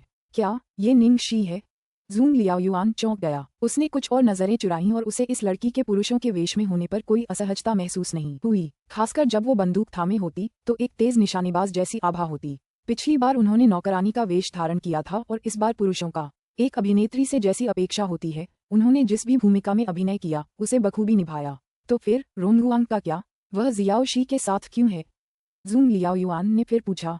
जूंग कीर ने आह भरी और झिझकते हुए बताया, दरअसल रोंगरुआंग देर रात चुपके से इंटरनेट कैफे में गेम खेलने और बार में शराब पीने निकल जाता है। मैंने यूं ही जियाओ शी से इस बारे में बात कर दी थी और उसे मेरे लिए बुरा लगा, इसलिए उसने उसे थोड़ी सजा दी। ओह, जियाओ शी ने ऐसा कैसे किया? जूंग लियाओयुआन ने दिलचस्पी दिखाई। अच्छा, ऐसा लग रहा है जैसे उसने एक बार कंप्यूटर गेम में रोंगरुआंग को मार डाला था और उसे खेल छोड़ने पर मजबूर कर दिया था। उसने कल रात भी उसकी पिटाई की थी और उसका ध्यान उसके चेहरे पर था। तुम्हें पता है कि रोंगरुआंग अपनी छवि को लेकर बहुत चिंतित है, इसलिए वह शायद कुछ समय तक बाहर नहीं जाएगा। जूंग कीर ने चिंतित होकर उत्तर दिया। इतना खराब भी नहीं। जूंग लियाओयुआन ने सिर हिलाया। जूंग कीर ने राहत की सांस ली।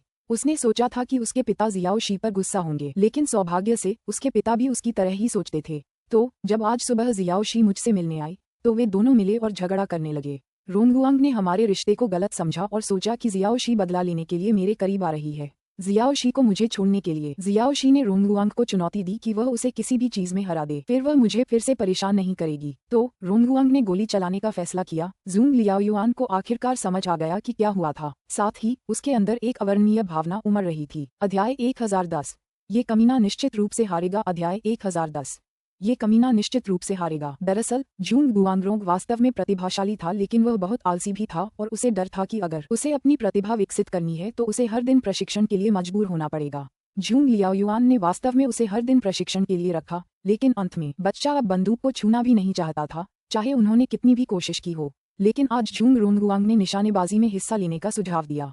निंग शी की वजह से उसने फिर से बंदूक उठा ली थी। जूंग कीर ने उन दोनों को नाखुश होकर देखा और बुदबुदाई, मैं नहीं चाहती कि जियाओ शी हारे।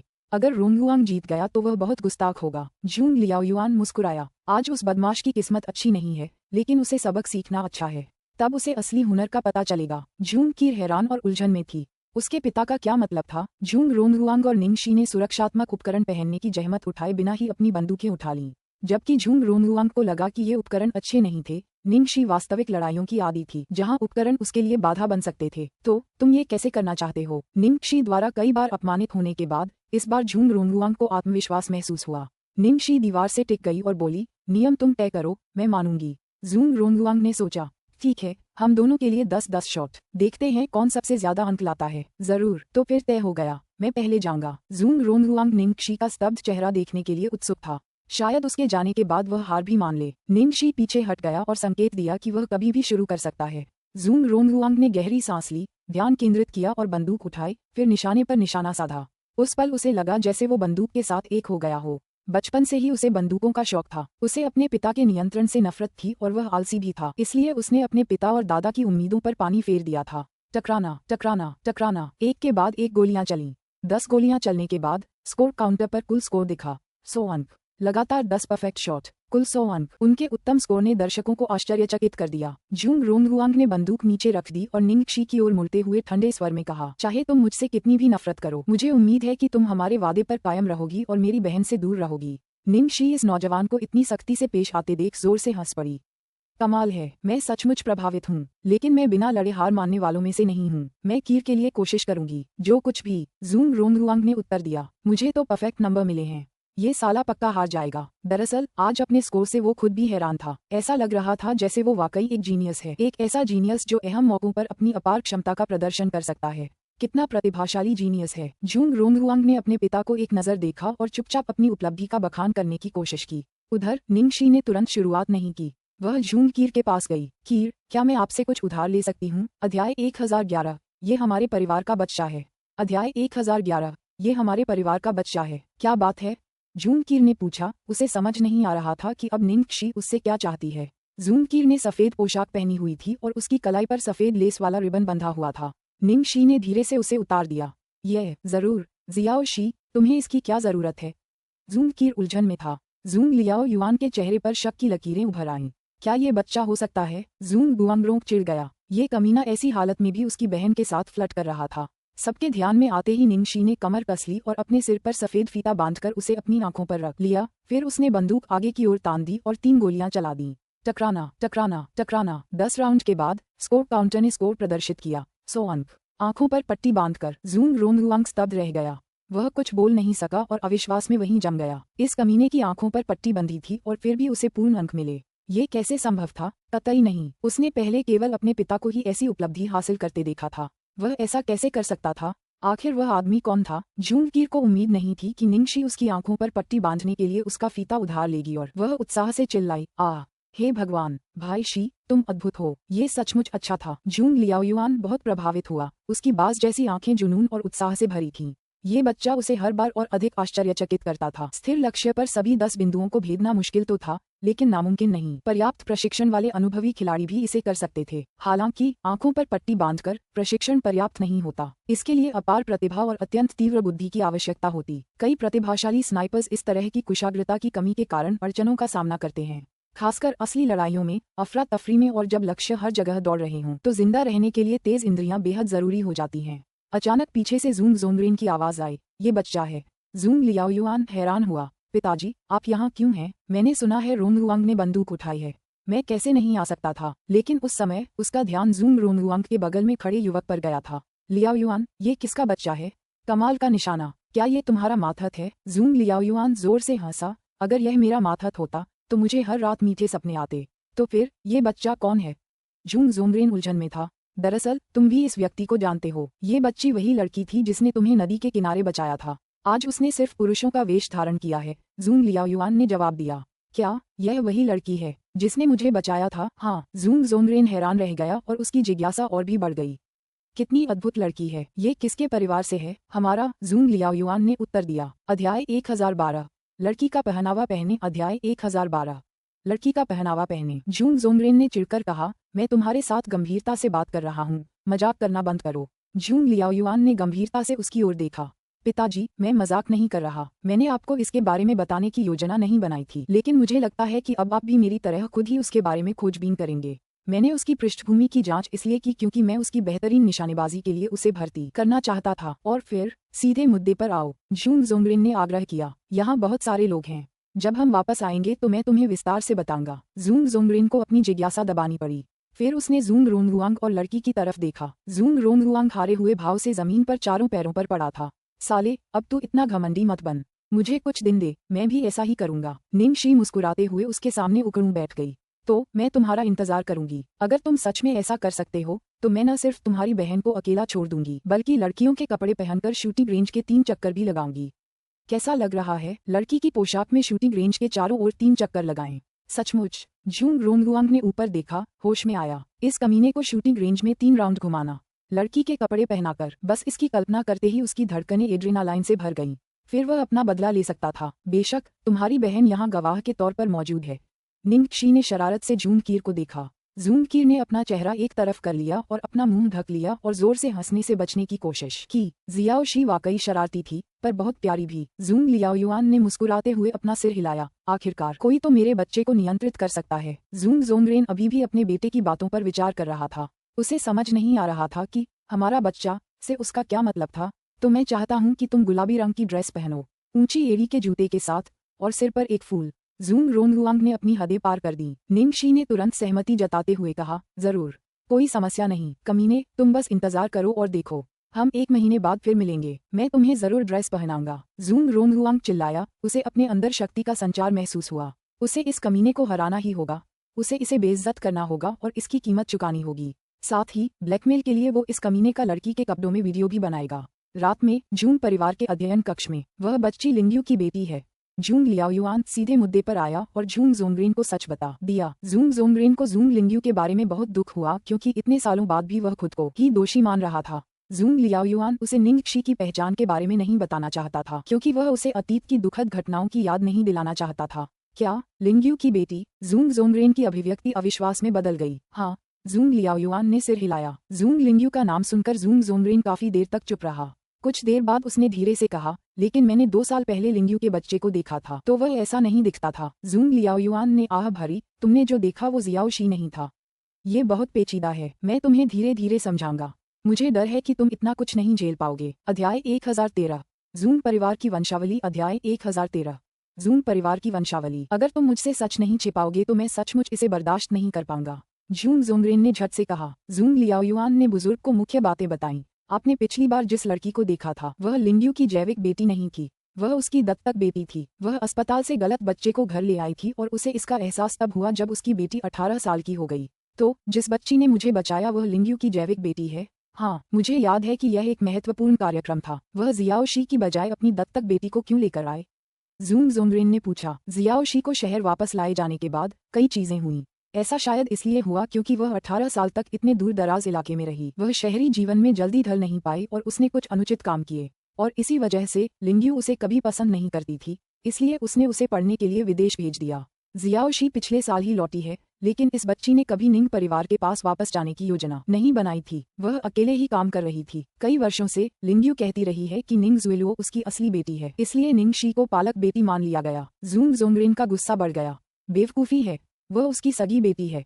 वह ऐसा कैसे कर सकती है सिर्फ इसलिए कि उसकी थोड़ी इज्जत चली जाए? वह अपनी बेटी को भी नहीं पहचान रही है। तुम्हें पता है लिंग्यू, उसे अपने चेहरे का बहुत ख्याल रहता है, खासकर निंग याहुआ से शादी के बाद से। हमें गलत साबित करने के लिए वह अपनी कोई भी खामी उजागर नहीं होने देती। जूंग जोंगरेन अचानक शारीरिक और भावनात्मक रूप से थका हुआ महसूस करने लगा। रहने दो, कई साल बीत गए हैं और मैं मान चुका हूँ कि मेरी उस जैसी कोई बेटी नहीं है। बस उस मासूम बच्ची ने बहुत कुछ सहा है। वह बच्ची वाकई बहुत मेहनती और मेहनती है। उसका दिमाग भी बहुत तेज है। उसने अपना फैशन स्टूडियो शुरू किया है। ओह, पिछली बार डिनर पर उसने जो कीर की ड्रेस पहनी थी वह उसी की दी हुई थी। जूंग लियाओयुआन ने दिलासा दिया। जूंग जोंगरेन के चेहरे पर नरमी छा गई। फिर वह उत्साहित होकर बोला, मुझे आश्चर्य है कि इस बच्ची में निशानेबाजी की इतनी प्रतिभा क्यों है। हमारे वंश से यही उम्मीद की जाती है। क्या आपने उससे सेना में भर्ती होने के बारे में बात की है? जूंग लियाओयुआन को अपने पिता से यही उम्मीद थी। उसने बेबसी से कहा, पिताजी, मेरा सुझाव है कि आप यह विचार छोड़ दें। मैंने उससे बहुत पहले इस बारे में बात की थी, लेकिन उसके मन में तो कुछ और ही चल रहा है। इसके अलावा कोई भी इससे कभी सहमत नहीं होगा। हाल ही में निंगशी ने अपना अधिकांश समय स्टूडियो में बिताया था, जिससे उसे थोड़ी परेशानी हो गई थी। स्पिरिट स्टूडियो का कारोबार बढ़ता गया और ज्यादा कर्मचारी उनके साथ जुड़ते गए। अब वे पूरी तरह से स्वतंत्र प्रोडक्शन बन गए थे। स्पिरिट स्टूडियो के विकास के साथ ऐसे लोग अवश्य ही ईर्ष्यालु होंगे, विशेषकर उनके शीर्ष प्रतिद्वंद्वी हिस्ट्री। डेविड ने ये जानने की बहुत कोशिश की कि स्पिरिट स्टूडियो के पीछे डिजाइनर कौन है, लेकिन चूंकि गोंग शांगजे का अपना रचनात्मक स्थान कंपनी के बाकी हिस्सों से अलग था, इसलिए हान मोमो और कियाओ वेलान जैसे मुख्य सदस्यों के अलावा किसी अन्य कर्मचारी ने उन्हें पहले कभी नहीं देखा था। अध्याय 1014 पलटवार। अध्याय 1014 पलटवार। कुछ महत्वपूर्ण ग्राहकों ने उसे पहले भी व्यक्तिगत रूप से देखा था और उन्होंने टिप्पणी की थी कि स्पिरिट स्टूडियो के पीछे का गुप्त डिजाइनर ZX एक सुंदर युवक था जो कुछ नए कलाकारों से भी अधिक सुंदर था। डेविड को राहत मिली क्योंकि उस तरह के विवरण के आधार पर उसे यकीन था कि यह बेवकूफ गोंग शांगजे नहीं हो सकता, जबकि उसका सबसे बड़ा खतरा उसके दिमाग में बसा हुआ था। स्पिरिट स्टूडियो की अचानक बढ़त ने उसे चौंका दिया। बिना किसी संकेत के वे चुपचाप इतने मजबूत प्रतिद्वंद्वी बन गए थे। वे हिस्ट्री से भी ज्यादा लोकप्रिय थे जब उन्होंने शुरुआत की थी। स्पिरिट स्टूडियो की धमकी और निंग जुएलुओ के दबाव का यह मेल इस बात से और भी बदतर हो गया कि उसके द्वारा चुराए गए डिजाइन ड्राफ्ट कम होते जा रहे थे और जिन डिजाइनरों को उसने नियुक्त किया था उनमें से कोई भी उसके मानकों पर खरा नहीं उतर रहा था। उसने खुद कुछ डिजाइन बनाने की कोशिश की, लेकिन उसे एहसास हुआ कि इतने सालों तक बिक्री और व्यवसाय पर ध्यान केंद्रित करने के बाद जब भी वह कोई नया डिजाइन बनाने की कोशिश करता तो उसका दिमाग खाली हो जाता। सौभाग्य से हिस्ट्री ने अभी भी अपने अधिकांश बड़े ग्राहकों को बरकरार रखा था, जो निश्चित रूप से स्पिरिट स्टूडियो के लिए पहुंच से बाहर थे, लेकिन बाद वाला उनके गले पर एक ब्लेड की तरह था और वह इसे और अधिक बढ़ने नहीं दे सकते थे। पुरस्कार जीतने का मौका पाने के लिए निंग जुएलुओ एक साहित्यिक फिल्म की शूटिंग के लिए एक गांव में गई थी और वापस आते ही जब उसे स्पिरिट स्टूडियो के बारे में पता चला तो वह बहुत क्रोधित हुई। तुम्हें क्या हो गया है? क्या मैंने तुम्हें उन पर ध्यान से नजर रखने के लिए नहीं कहा था? जब मैं दूर था उस थोड़े से समय में वे इतने बड़े कैसे हो गए? उद्योग की ज्यादातर कंपनियां हमारे साथ अच्छे रिश्ते रखती हैं। हम उनसे बात कर सकते हैं और उन्हें स्पिरिट स्टूडियो से कोई भी काम न लेने के लिए कह सकते हैं, लेकिन कौन उनसे उम्मीद करेगा कि वे सोशलाइट शकल पर ध्यान केंद्रित करें? यह ऐसी चीज नहीं है जिसका हम फायदा उठा सकें। बहाने बंद करो, तुम बिल्कुल बेकार हो। अगर उन्हें पिछली बार गोल्डन अवार्ड नहीं मिला होता तो आज ये हाल नहीं होता। निंग जुएलुओ गुस्से से बोला। उसे अभी तक समझ नहीं आया था कि निंग शी जून कीर के इतने करीब क्यों थी। बुजुर्ग अपनी वसीयत में बदलाव करने की सोच रहे थे और हिस्ट्री की हालत भी बहुत खराब थी। भविष्य की संभावनाओं के बारे में सोचते सोचते वह बहुत थक गई थी। डेविड उस पर लगभग चिल्ला ही पड़ा था। वह फिर से सारी जिम्मेदारियां उस पर थोप रही थी। ये तो सच था कि गोल्डन अवार्ड उनकी गलती थी, लेकिन उसके बाद जो हुआ उसका क्या? स्पिरिट स्टूडियो के मालिक ने न सिर्फ किंग शिंगयू के साथ सहयोग किया था, बल्कि यह भी अफवाह थी कि उन्होंने उद्योग जगत से एक विशेषज्ञ को नियुक्त किया था और जून कीर भी उनसे बहुत प्रभावित थे। जहां तक निंग जुएलुओ की बात है, उसने डिजाइनर को दोष देने के अलावा कुछ नहीं किया। डिजाइनरों से तो डिजाइन करने का काम ही होता है। वे दुनिया की हर चीज तो नहीं कर सकते। यदि उन्हें वे डिजाइन ड्राफ्ट न मिले होते तो आज कोई इतिहास नहीं होता। डेविड इस बारे में सोचते हुए चुप रहा और एक पल के लिए अपने गुस्से को दबा लिया। बॉस, मामला उतना गंभीर नहीं है जितना आप सोच रहे हैं। स्पिरिट स्टूडियो बस मेरे डिजाइनों की नकल कर रहा है, लेकिन ये ज्यादा दिन नहीं टिकेंगे। मैंने कुछ चीजों के बारे में लिखने के लिए कुछ मुख्यधारा के मीडिया संस्थानों से संपर्क किया है। स्पिरिट स्टूडियो को अब जरूर कुछ दिक्कत हो रही होगी। उसी समय स्पिरिट स्टूडियो में निंग शी ने हान मोमो द्वारा एकत्रित स्पिरिट स्टूडियो के बारे में समाचार देखे। उसके चेहरे पर एक ठंडी मुस्कान फैल गई। मुझे पता था कि वह आदमी हमारा मुकाबला करेगा। डेविड सच में बहुत ज्यादा है। हम उसका असली रूप कब सबके सामने लाएंगे? हान मोमो गुस्से से गुर्राया। अध्याय 1015। सब कुछ इसी दिन के लिए। अध्याय 1015। सब कुछ इसी दिन के लिए। निंग शी ने अपनी ठुड्डी को छुआ। हमें डरने की कोई बात नहीं है। दूसरी तरफ उस आदमी को बहुत चिंता होगी। जिस पल हम अंतर्राष्ट्रीय बाजार में उतरेंगे उसी दिन डेविड डूब जाएगा। लेकिन अभी तो हमें बहुत सारे मामले निपटाने हैं। चूंकि सारे डिजाइन एक ही व्यक्ति ने बनाए हैं, इसलिए बहुत सारी समानताएं हैं। जो लोग नहीं जानते कि क्या हो रहा है, वे शायद मीडिया की बातों पर सचमुच यकीन कर लें। गोंग शांगजे बोले, बॉस, मैंने भी इस बारे में सोचा है। हालांकि पहले की तुलना में मेरी डिजाइन शैली में काफी बदलाव आया है। फिर भी मुझे लिंग फेंगमिंग, झांग दाकियान और क्यूई बैशी हमेशा से पसंद रहे हैं और मैं हमेशा उनकी सुलेखित पेंटिंग्स को अपनी प्रेरणा मानता हूँ। डेविड भी इसे समझ रहे हैं और इसे लेकर सुर्खियां बटोर रहे हैं। तो मुझे लगता है कि नए सीजन के लिए हमारे डिजाइन में कुछ ऐसा इस्तेमाल करना होगा जो पहले कभी किसी ने इस्तेमाल न किया हो। एक चीनी तत्व जो खास तौर पर स्पिरिट स्टूडियो से लिया गया हो। अगर हम ऐसे ही काम कर रहे हैं तो हमें एक नई कला गढ़ने के लिए किसी उस्ताद की जरूरत होगी। निंग शी ने सोचा, लेकिन अगर हम किसी सुलेख कलाकार को बुला रहे हैं तो ये थोड़ा जोखिम भरा है। हाँ, और यह एक प्रसिद्ध और पेशेवर कलाकार होना चाहिए। थोड़ी देर बाद निंग शी बोली, मास्टर सोंग, मैंने किसी सोंग जिन के बारे में सोचा है। मैं पहले भी उनकी कला प्रदर्शनी देख चुकी हूँ। यह वाकई अद्भुत है। दुख की बात है कि वह पहले ही सेवानिवृत्त हो चुके हैं और शायद अब कोई और काम नहीं लेंगे। गोंग शांगजे उत्साहित थे। बॉस, हम एक ही व्यक्ति के बारे में सोच रहे हैं। मैं उनका कट्टर प्रशंसक हूँ। जब वे सक्रिय थे तब मैंने अपनी 3 साल की जमा पूंजी खर्च करके उनकी एक पेंटिंग खरीदी थी। बदकिस्मती से मकान मालिक ने मुझे घर से निकाल दिया और वह पेंटिंग गायब हो गई और अब बाजार में उनकी कोई भी पेंटिंग नहीं है। तो तुम्हारा मतलब है कि तुम एल्डर सोंग को वापस आने के लिए आमंत्रित करना चाहते हो? निंग शी ने पूछा। यह मुश्किल हो सकता है, लेकिन मैं कोशिश करना चाहूंगा। गोंग शांगजे ने सिर हिलाया। मैंने हमेशा एल्डर सोंग के साथ सहयोग करने की आशा की है। हो सकता है कि यह मेरी स्वार्थी इच्छा हो, लेकिन मैं सचमुच इसे कामयाब बनाना चाहूंगा। चलो कोशिश करते हैं, मैं कल तुम्हारे साथ चलूंगा। सचमुच? गोंग शांगजे को आश्चर्य हुआ क्योंकि वह जानता था कि यह जोखिम भरा था, लेकिन फिर भी उसने यह विचार प्रस्तावित किया था। जाहिर है, एक डिजाइनर के लिए आपका जुनून ही सबसे जरूरी है। उत्साह। अगर एल्डर सॉन्ग का काम आपको उत्साहित कर सके तो मैं आपका पूरा साथ दूंगी। निंग शी फिर कियाओ वेइलान की ओर मुड़ी।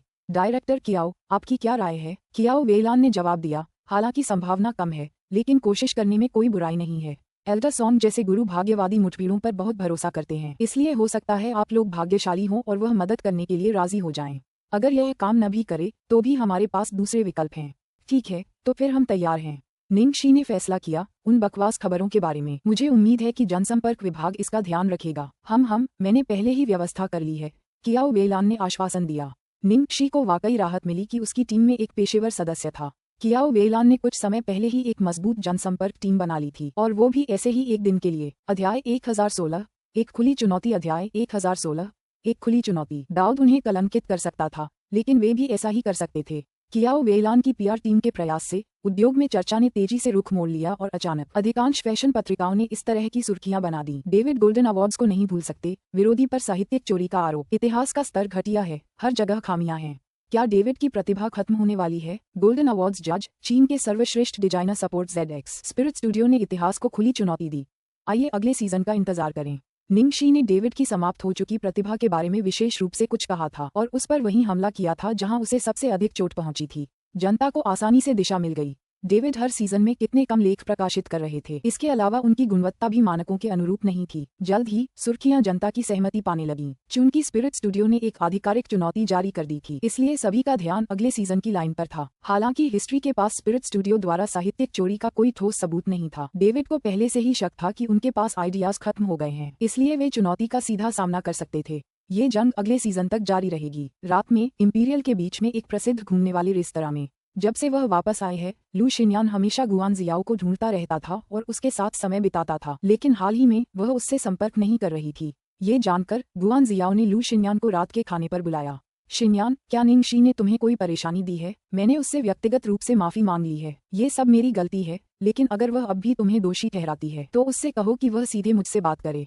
गुआन जियाओ ने पूछा। लू शिन्यान ने याद करने की कोशिश की कि उस दिन क्या हुआ था, फिर उसने जल्दी से जवाब दिया, वास्तव में नहीं, वह शायद मेरे चचेरे भाई की खातिर मेरे साथ कुछ नहीं करेगी। चिंता मत करो बहन जियाओ। ठीक है। गुआन जियाओ ने सिर हिलाया, फिर पूछा, पिछली बार आपने जिस समर्थन की बात की थी उसका क्या हुआ? वैसे निंग शी ने ये स्पष्ट कर दिया है कि यह शायद नहीं होने वाला है, लेकिन हाल ही में मैं कुछ नई योजनाएं बना रहा हूँ। हालांकि मुझे यकीन नहीं है कि वे काम करेंगी या नहीं। लू शिन्यान ने आह भरी। दरअसल ऐसे बहुत सारे ब्रांड उपलब्ध हैं। क्या आपने कोई दूसरा ब्रांड लेने के बारे में सोचा है? गुआन जियाओ ने पूछा। क्या आप कोई दूसरा ब्रांड अपना रहे हैं? हाँ। क्या आपने हिस्ट्री के बारे में पहले सुना है? यह एक बहुत अच्छा ब्रांड है और स्पिरिट स्टूडियो से भी ज्यादा मशहूर है। मैंने इसके प्रभारी व्यक्ति से संपर्क कर लिया है, इसलिए कोई समस्या नहीं होनी चाहिए। अगर आप तैयार हैं तो वे आपका स्वागत करेंगे, गुआन जियाओ ने कहा। लू शिन्यान ज्यादा दिलचस्पी नहीं दिखा रही थी। मैंने इनके बारे में पहले भी सुना है, लेकिन मुझे अब भी स्पिरिट स्टूडियो के कपड़े ज्यादा पसंद हैं। लेकिन मैंने हाल ही में स्पिरिट स्टूडियो के बारे में कुछ बुरी अफवाहें सुनी हैं। मैंने भी उनके बारे में सुना है, लेकिन ये सब सिर्फ बातें हैं। मैंने स्पिरिट स्टूडियो और हिस्ट्री दोनों के ज्यादातर कपड़े देखे हैं। हालांकि स्टाइल एक जैसे हैं, स्पिरिट स्टूडियो ने उन्हें एक पायदान ऊपर उठा दिया है, और डेविड के हालिया डिजाइन देखकर मुझे लगता है कि उनका जमाना अब खत्म हो गया है। अब मैं उनके बारे में उतना अच्छा नहीं सोचता। दूसरी तरफ स्पिरिट स्टूडियो के पास अगले सीजन के लिए कुछ नया सामान तैयार है। वे हमेशा लोगों को सरप्राइज देते हैं, लू शिन्यान ने थोड़ी देर तक खुशी से कहा, फिर अपना सिर मेज पर टिका दिया और आह भरी। क्यों नहीं, मैं इस बार सच में सीरियस होने वाली हूँ। ऐसा कम ही होता है कि मैं किसी चीज को इतना चाहूँ। मैंने इस पर रिसर्च करने में भी बहुत मेहनत की है। लू शिन्यान की दृढ़ता को देखते हुए गुआन जियाओ ने उसे समझाने की कोशिश करना बंद कर दिया और वे रात के खाने के बाद अपने अपने रास्ते चले गए। अध्याय 1017, मेरा प्यार। अध्याय 1017, मेरा प्यार। रात में प्रोडक्शन टीम ने एक रेस्टोरेंट में एक साधारण जश्न का डिनर आयोजित किया। चूंकि वहां कोई निवेशक या पत्रकार मौजूद नहीं थे, इसलिए माहौल सुकून भरा था। आप लोग मेरे नए लोगों का पहला बैच नहीं है, लेकिन शायद मेरा आखिरी बैच होंगे। मुझ पर आपके विश्वास के लिए धन्यवाद। यह मेरी पहली फिल्म है और मुझे इतनी पेशेवर टीम के साथ काम करके बहुत खुशी हो रही है। मुझे चुनने के लिए शुक्रिया निर्देशक। मैं पूरी शूटिंग के दौरान बहुत खुश रहा। आप सभी का शुक्रिया। मैं यहाँ भी टोस्ट बनाऊंगा, खासकर भाई शी के लिए। मुझे आपके साथ ईमानदार होना होगा। मैंने ही सांप को रखा था क्योंकि मुझे जलन हो रही थी कि आपने सभी लड़कियों का ध्यान आकर्षित किया है, लेकिन आप सबसे अच्छे हैं। मैं प्रभावित हूँ। क्यूई फॉन्ग ने घोषणा की और अपना पे समाप्त किया। लेकिन भाई शी, तुम औरतों के वेश में ज्यादा अच्छे लगते हो। अब लड़कों जैसे कपड़े पहनना बंद करो। क्यूई फॉन्ग आज निंग शी को घूरते हुए बोला। बकवास, भाई शी को ज्यादा मर्दों वाले कपड़े पहनने चाहिए। तुम्हें बस डर है कि कहीं वो तुमसे ज्यादा मर्दाना न हो जाए, है ना? जी यूमिंग ने जवाब दिया और कुछ और लोग भी सहमत हुए। कुछ राउंड के बाद लोगों ने वही कहना शुरू किया जो वे अपने दिल की गहराइयों में सोच रहे थे। तब भी माहौल सौहार्दपूर्ण बना रहा। रात के अंत में उनमें से अधिकांश लोग रेस्तरां के बाहर अपनी कारों का इंतजार कर रहे थे। लोग एक एक करके जाने लगे। अंत में केवल निंग शी, चेन हानचैन और के मिंगयू ही बचे। चेन हानचैन ने हिम्मत जुटाकर फिर से निंग शी की तरफ देखा और निंग शी से कहा, वरिष्ठ, मुझे उम्मीद है कि हम भविष्य में भी सहयोग कर सकेंगे। आपका अभिनय वाकई शानदार है। शुक्रिया। निंग शी को चेन हानचैन की उसके लिए खास भावनाओं का एहसास था, इसलिए उसने अपना जवाब छोटा ही रखा, खासकर जब शैतान उसके बिल्कुल बगल में था। नौजवान, मुझे परेशान करना बंद करो। जाहिर है चेन हानचैन उसके मन की बात नहीं पढ़ पाया और उसके रूखे जवाब से थोड़ा निराश हुआ। फिर उसने अपनी जेब से एक नाम कार्ड निकाला। सू यिमो, ग्लोरी वर्ल्ड एंटरटेनमेंट पर छाई हुई है, खासकर लिंग मेन्यू के जाने के बाद। वहाँ तुम्हारे ज्यादा मशहूर होने की संभावना लगभग न के बराबर है। अगर तुम्हें किसी चीज की जरूरत हो तो इस संपर्क को फोन करो। चेन हानचैन ने उसे अपने मैनेजर का नाम कार्ड दिया। निंग शी ने नाम कार्ड पर एक नजर डाली लेकिन उसे नहीं लिया। आपकी चिंता के लिए शुक्रिया, लेकिन मुझे नहीं लगता कि मुझे इसकी जरूरत पड़ेगी। कमाल है, चेन हानचैन मेरे बॉस के सामने ही मेरी तलाश कर रहे हैं। चेन हानचैन ने भौहें चढ़ाईं। क्यों? स्पीडी मल्टीमीडिया इंडस्ट्री की सबसे बड़ी कंपनियों में से एक है। वह आपके साथ ग्लोरी वर्ल्ड एंटरटेनमेंट से भी कमतर व्यवहार नहीं करेगी और मेरा मैनेजर स्पीडी मल्टीमीडिया में सबसे बेहतरीन है। मैंने उसे आपके बारे में पहले भी बताया है। अगर आप चाहें तो हमारी कंपनी आपके लिए अनुबंध तोड़ने का जुर्माना भरने को तैयार है। निंग शी खांसने लगी। उसकी हिम्मत नहीं हुई कि वह पलटकर शैतान के हाव भाव देखे।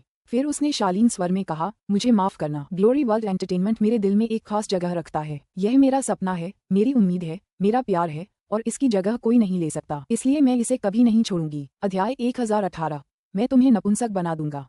अध्याय 1018, मैं तुम्हें नपुंसक बना दूंगा। विशेष अर्थ। चेन हानचैन संतुष्ट नहीं थे और उन्हें समझ नहीं आ रहा था कि वह ग्लोरी वर्ल्ड एंटरटेनमेंट के साथ बने रहने पर इतनी अड़ी क्यों थी। निंग शी की आवाज ऐसी क्यों लग रही थी जैसे वह किसी से अपनी भावनाएं बता रही हो। चेन हानचैन कुछ और पूछने ही वाला था कि एक टैक्सी आ गई और निंग शी जल्दी से कार में बैठ गई।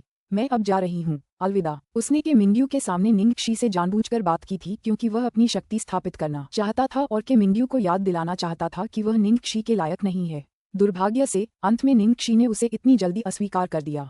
प्लेटिनम पैलेस में निंग शी सबसे पहले पहुंची और थोड़ी देर बाद के मिंगयू भी वापस आ गया। जैसे ही निंग शी ने अपने बॉस को देखा, वह उछलकर उनके पास गई।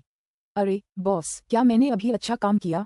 मुझे इनाम चाहिए। लू टिंगजियाओ ने उसकी आंखों में देखा, फिर उसने उसे जोश से चूमा। चांद चमक रहा था और रात का आकाश ताजगी भरी ठंडी हवा से सुंदर था। झनकार। पीछे से जोर की आवाज आई। लू टिंगजियाओ और निंग शी ने मुड़कर देखा। तभी उन्होंने लू जिंगली को वहां खड़ा देखा। ऐसा लग रहा था जैसे उसके हाथ से कोई बड़ा सा बर्तन जमीन पर गिर गया हो। उसका सुंदर चेहरा गुस्से से भरा हुआ था। लू टिंगजियाओ ने अभी भी के मिंगयू का मुखौटा पहना हुआ था, इसलिए लू जिंगली को गलतफहमी हुई होगी। जिंगली, मेरी बात सुनो। इससे पहले कि निंग शी कुछ और बोल पाती, लू जिंगली ने अपने कान बंद कर लिए और जोर से चिल्लाया, नहीं, मैं नहीं सुन रही। मेरा भाई बहुत ही अद्भुत, होशियार, शांत स्वभाव का सज्जन व्यक्ति है। वह अब तक का सबसे अच्छा पति है और उसके पास लिटिल ट्रेजर भी है।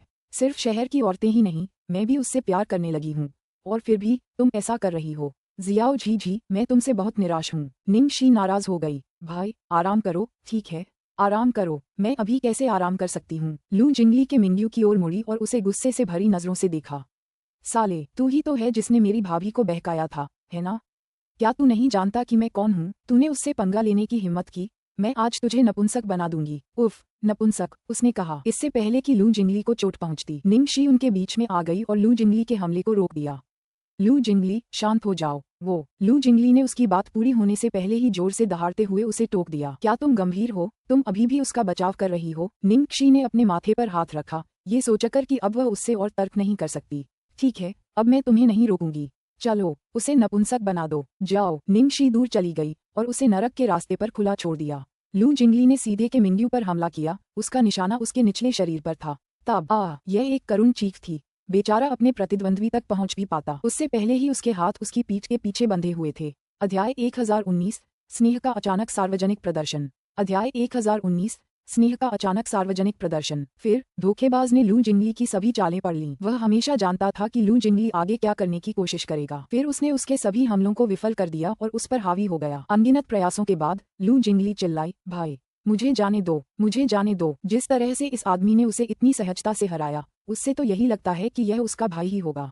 निंगक्षी का मुंह फड़क उठा और उसने सिर हिलाया। मैंने तुम्हें रोकने की कोशिश की, फिर भी तुमने कठिन रास्ता चुना। लिटिल ट्रेजर को अपने अनूठे अवलोकन कौशल के माध्यम से कि मिंग्यू के बारे में पता चल गया था कि वह वास्तव में लू टिंगजियाओ है, जबकि निंगक्षी को उसकी आभा और लिटिल ट्रेजर की प्रतिक्रिया से इसका एहसास हुआ। और लू जिंगली को भी पता चल गया। उसे पिटाई के बाद पता चला। लू जिंगली ने अपनी कलाई रगड़ते हुए, हौंफते हुए कहा, तुमने मुझे रोकने की जहमत कब उठाई? क्या तुम मुझे यह नहीं बता सकते थे कि वह मेरा भाई है? निंगक्षी ने उसकी तरफ आंखें घुमाईं। जैसे ही मैंने बात शुरू की, तुम मुझ पर चिल्लाने लगे। मुझे तो कोई मौका ही नहीं मिला। लू जिंगली का दिल बड़ा था और वह अपने भाई से पिटने की बात को पूरी तरह से भूल गया, क्योंकि वह उत्साह से उसके चारों ओर चक्कर लगा रहा था। ये बहुत वास्तविक है, बहुत स्वाभाविक है। अगर मैं इतना समझदार नहीं होता तो शायद मैं इससे मूर्ख बन जाता। निंगक्षी अवाक रह गई। वह कितना होशियार था, उसे तो मार खाने के बाद ही इसका एहसास हुआ। लू जिंगली के चेहरे पर अचानक ठंडक छा गई। उसने गंभीर स्वर में लू टिंगजियाओ से पूछा, भाई, तुम ऐसे भेष क्यों पहने हुए हो? क्या तुम किसी जरूरी और महत्वपूर्ण काम पर लगे हो जो किसी को पता न चले? लू टिंगजियाओ ने सोचा। लू जिंगली सच्चाई से ज्यादा दूर नहीं थी। लू जिंगली गुस्से से भर गई। क्या बात है, तुम हमेशा मुझसे राज क्यों छिपाते हो? मुझसे क्यों नहीं बताते? लू टिंगजियाओ ने उत्तर दिया, मैं आपके साथ साझा नहीं कर सकता। तुम्हें कैसे पता कि मैं तुम्हारा बोझ नहीं उठा सकता? मैं आपकी भाभी के साथ एक फिल्म की शूटिंग करने गया था। लू जिंगली चुप हो गई। लगभग 10 सेकंड बाद उसके दिमाग ने प्रतिक्रिया दी। तो उसके भाई ने इतनी मेहनत और समय लगाया था और तथाकथित जरूरी और महत्वपूर्ण मामला निंगक्षी के साथ एक फिल्म में अभिनय करना था। ये स्नेह का अचानक सार्वजनिक प्रदर्शन है। लू जिंगली ने दर्द से अपनी छाती ढांक ली। अगर मैं किसी दिन मर जाऊंगा तो उसकी वजह तुम दोनों ही होंगे। कमीने, कोई आश्चर्य नहीं कि तुम इतने दिनों से गायब हो। मुझे लगा था कि तुम किसी जरूरी काम में लगे हो, पर यहाँ तो तुम डेटिंग कर रहे हो। मैं तो तुम्हारा कुछ काम निपटाने के लिए देर रात तक जागता रहा। मैं तो पूरी तरह थक गया हूँ। अच्छा अंकल, क्या आप लोग रात के खाने में हॉटपॉट ले रहे हैं? क्या मैं भी शामिल हो सकता हूँ? उनके पीछे से किसी की आवाज आई, जो अभी अभी उठा था। गर्मागर्म बर्तन की गंध तेज थी और वह अपने सामने वाले कमरे से भी उसे सूंघ सकता था। जियांग मुये अपने बिस्तर से रेंगकर बाहर आया और सुगंध का पीछा करने लगा। अब खाने को कुछ नहीं है, सब खत्म हो गया। लू जिंगली को तभी एहसास हुआ कि कुछ गड़बड़ है। रुको साले, तुम इतने शांत क्यों हो? तुम्हें पता है कि वो तुम्हारे चाचा हैं? लू जिंगली निंगक्षी के बगल वाले आदमी को देख रही थी। हाँ, जियांग मुये ने सिर हिलाया। अरे, मैं ही क्यों अकेली हूँ जिसे पता नहीं चला? ये तो अन्याय है। क्या ये भेदभाव है? लेकिन तुम्हें कैसे पता चला? लू जिंगली ने पूछा। अध्याय 1020, हृदय और शरीर पर अत्याचार। अध्याय 1020, हृदय और शरीर पर अत्याचार। मुझे ये बात तब पता चली जब मैं शूटिंग के दूसरे दिन क्रू से मिलने गया। जियांग मुये ने जम्हाई लेते हुए अपना सिर खुजाया और ईमानदारी से जवाब दिया। तभी निंगक्षी के चेहरे के भाव बदल गए। आहम। निंगक्षी ने आंखें सिकोड़कर जियांग मुये की ओर देखा। फिर उसने अपनी उंगलियां चटकाईं और उसके पास चली गई। ब्लॉन्डी, तुम यहाँ आओ। मैं नहीं जाऊंगा। निंगक्षी के खतरनाक हाव भाव देखकर नींद में डूबा जियांग मुये तुरंत शांत हो गया। सच कहूं तो अब उसे हर बात का पछतावा हो रहा था। धिक्कार है, उसने गलत बात कह दी थी। जब तुम्हें सब पता था तो तुमने मुझे बताने की हिम्मत कैसे नहीं की? निंगक्षी ने अपने हाथ कमर पर रखे और दहाड़ने लगी। फिर वह कूद पड़ी और उसे पीटना शुरू कर दिया। मुझे मजबूर किया गया। मेरे चाचा ने मुझे धमकाया था। मुझे मारने के बजाय तुम मेरे चाचा को ही दोष क्यों नहीं देते? अरे, चेहरे पर नहीं। जब उसने देखा कि जियांग मुये को भी पीटा जा रहा है तो लू जिंगली खुश हुआ कि कोई उसके साथ पीड़ित था। कुछ ही देर बाद वे चारों खाने की मेज पर एक साथ बैठे। उन चारों के अलावा वह नन्हा खरगोश भी वहां था। जब उसने देखा कि लिटिल ट्रेजर को के मिंग्यू और उसकी मम्मी के हाथ पकड़ने पर जरा भी हैरानी नहीं हुई तो लू जिंगली और भी दुखी हो गया।